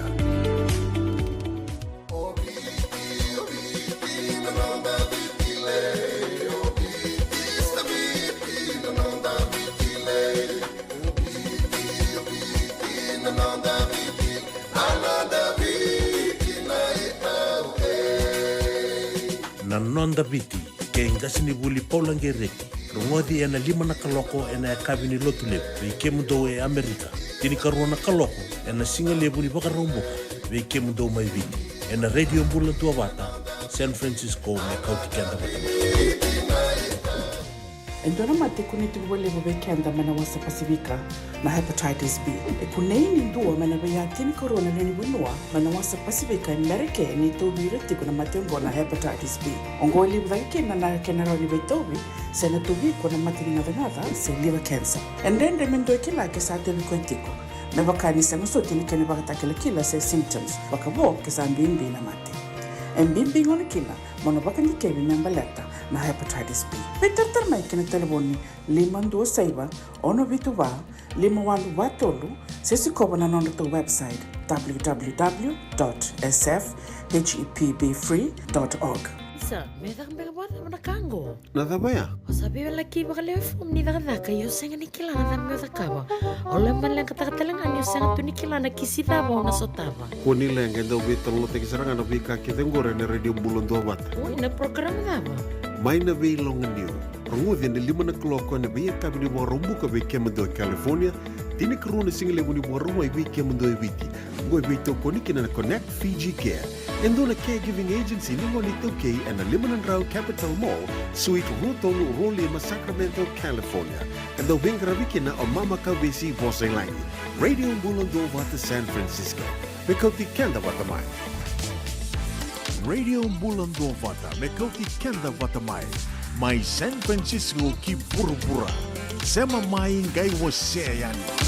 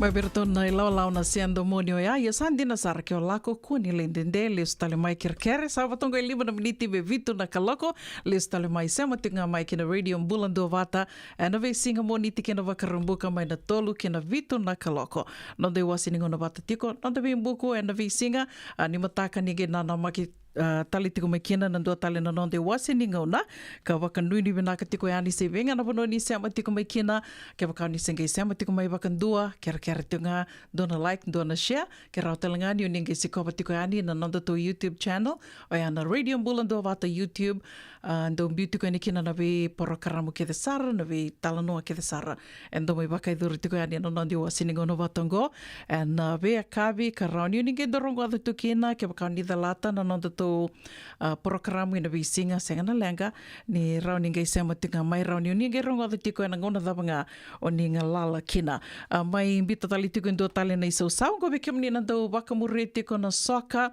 na yambakiongo mai kalunga ta tiko kina se nona tiko na ganga na timi ni Spain na tukuni ni goesange matei tali tunga ni timi me toro tiko merto kalunga ta tiko se nona tiko na mbilo na World Cup Soccer na timi ni leo wakatalanga kina na timi ni tangane na matenga ni matani tua senga imbita ni so ya orto na timi ni chamani ngorto mai mbita tali tiko ngo na arto mai wakai rongo tali tiko na timi ni Spain na nonreto mai toro tiko na mbilo na World Cup ni soccer na timi ni leo wakatali tunga kina na timi ni tangane tali na sota sena nonreto ngito na mbakiongo sena World Cup finals na mbakiongo ni rororo na timi rongeli final tiko ngo sange mateiningona mero ya dhawa kina na final o ya na timi ni Englandi ke na timi ni Spain wikimni na ndo wakamure tiko na soccer oti tiko ni nonreto sera ni bena numi na kavini koa kauna via wakambula tiko ni kina wekem to ke de sara na sema tiko mai na kavini koa kem ni talangana geli rongo de tiko se ningeli sema tiko na ngona dava ngao ni sema rame kina ngo talangao ni na numi tiko ni kina ni waka o wakambula tali tiko ni kina wekem ni bola binaka voke raf chone mbatiwale Pembeka na vono ni sema tiko mai kina chone wakambula tiko ani wekem ni wakatelanga kina ve bel andi vinaka na sema tiko mai na kavini koa senga talani ngola da vitike na obi wose langi dombola vinaka na Vitamani na Fiji Connect mai Santa Rosa ni vosotiao Sacramento dombola vinaka pasi tirambuka vinaka na sema tiko mai na kavini koa Sawani Vosalevu nimbula vinaka mai na Koromakawa KVT vinaka na sema tiko mai wakatelanga kina viti Modi tui wainunu dombola vinaka mai Bativo vinaka na sema tiko mai Choave da Kau vinaka na sema tiko mai Raki wakatela kina Vimele ki Harry Mary Wesley dombola na Tangilala mai Castro Valley gome na nomundo tali tunga na kavinikoa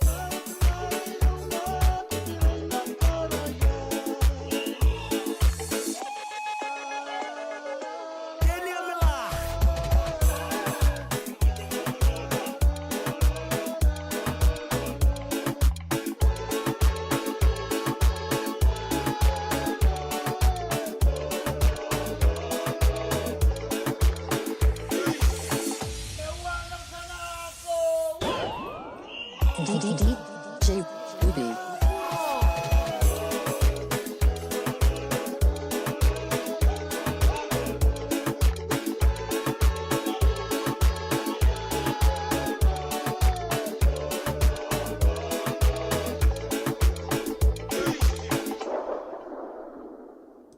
Ana radio mbulando wata ne tavi sera talanga o ia, sana mai dhawa tiko kena na nonde wasi ni gono wata e na kawe vinaka ni moni tiandendai.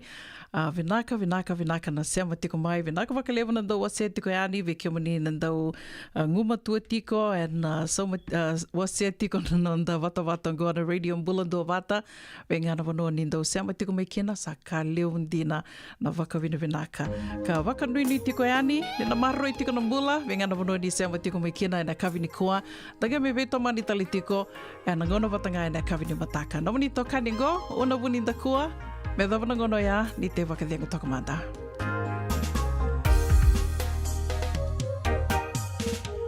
Tawa wakamelei na mangosa nike muito vaki. Niko liri no wakavunga no muanda usarabi.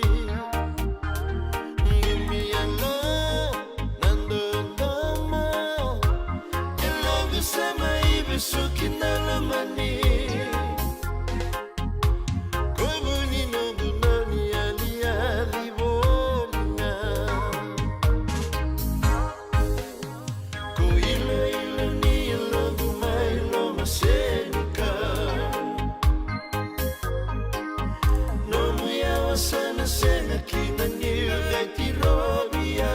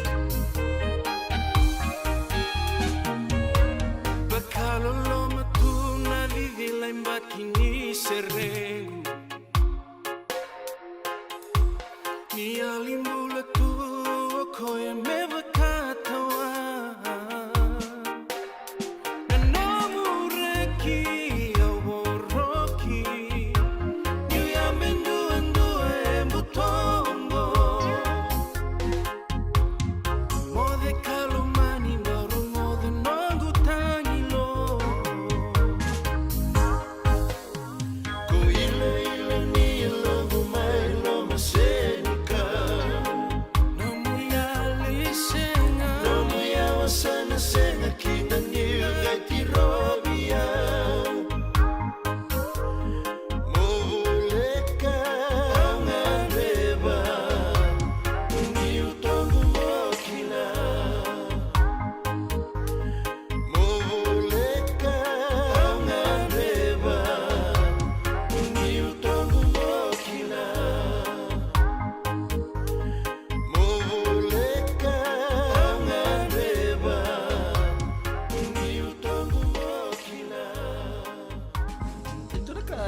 sabe que não derrubi eu assim juga nunca ia buta na bitan lang na ngauna na sere.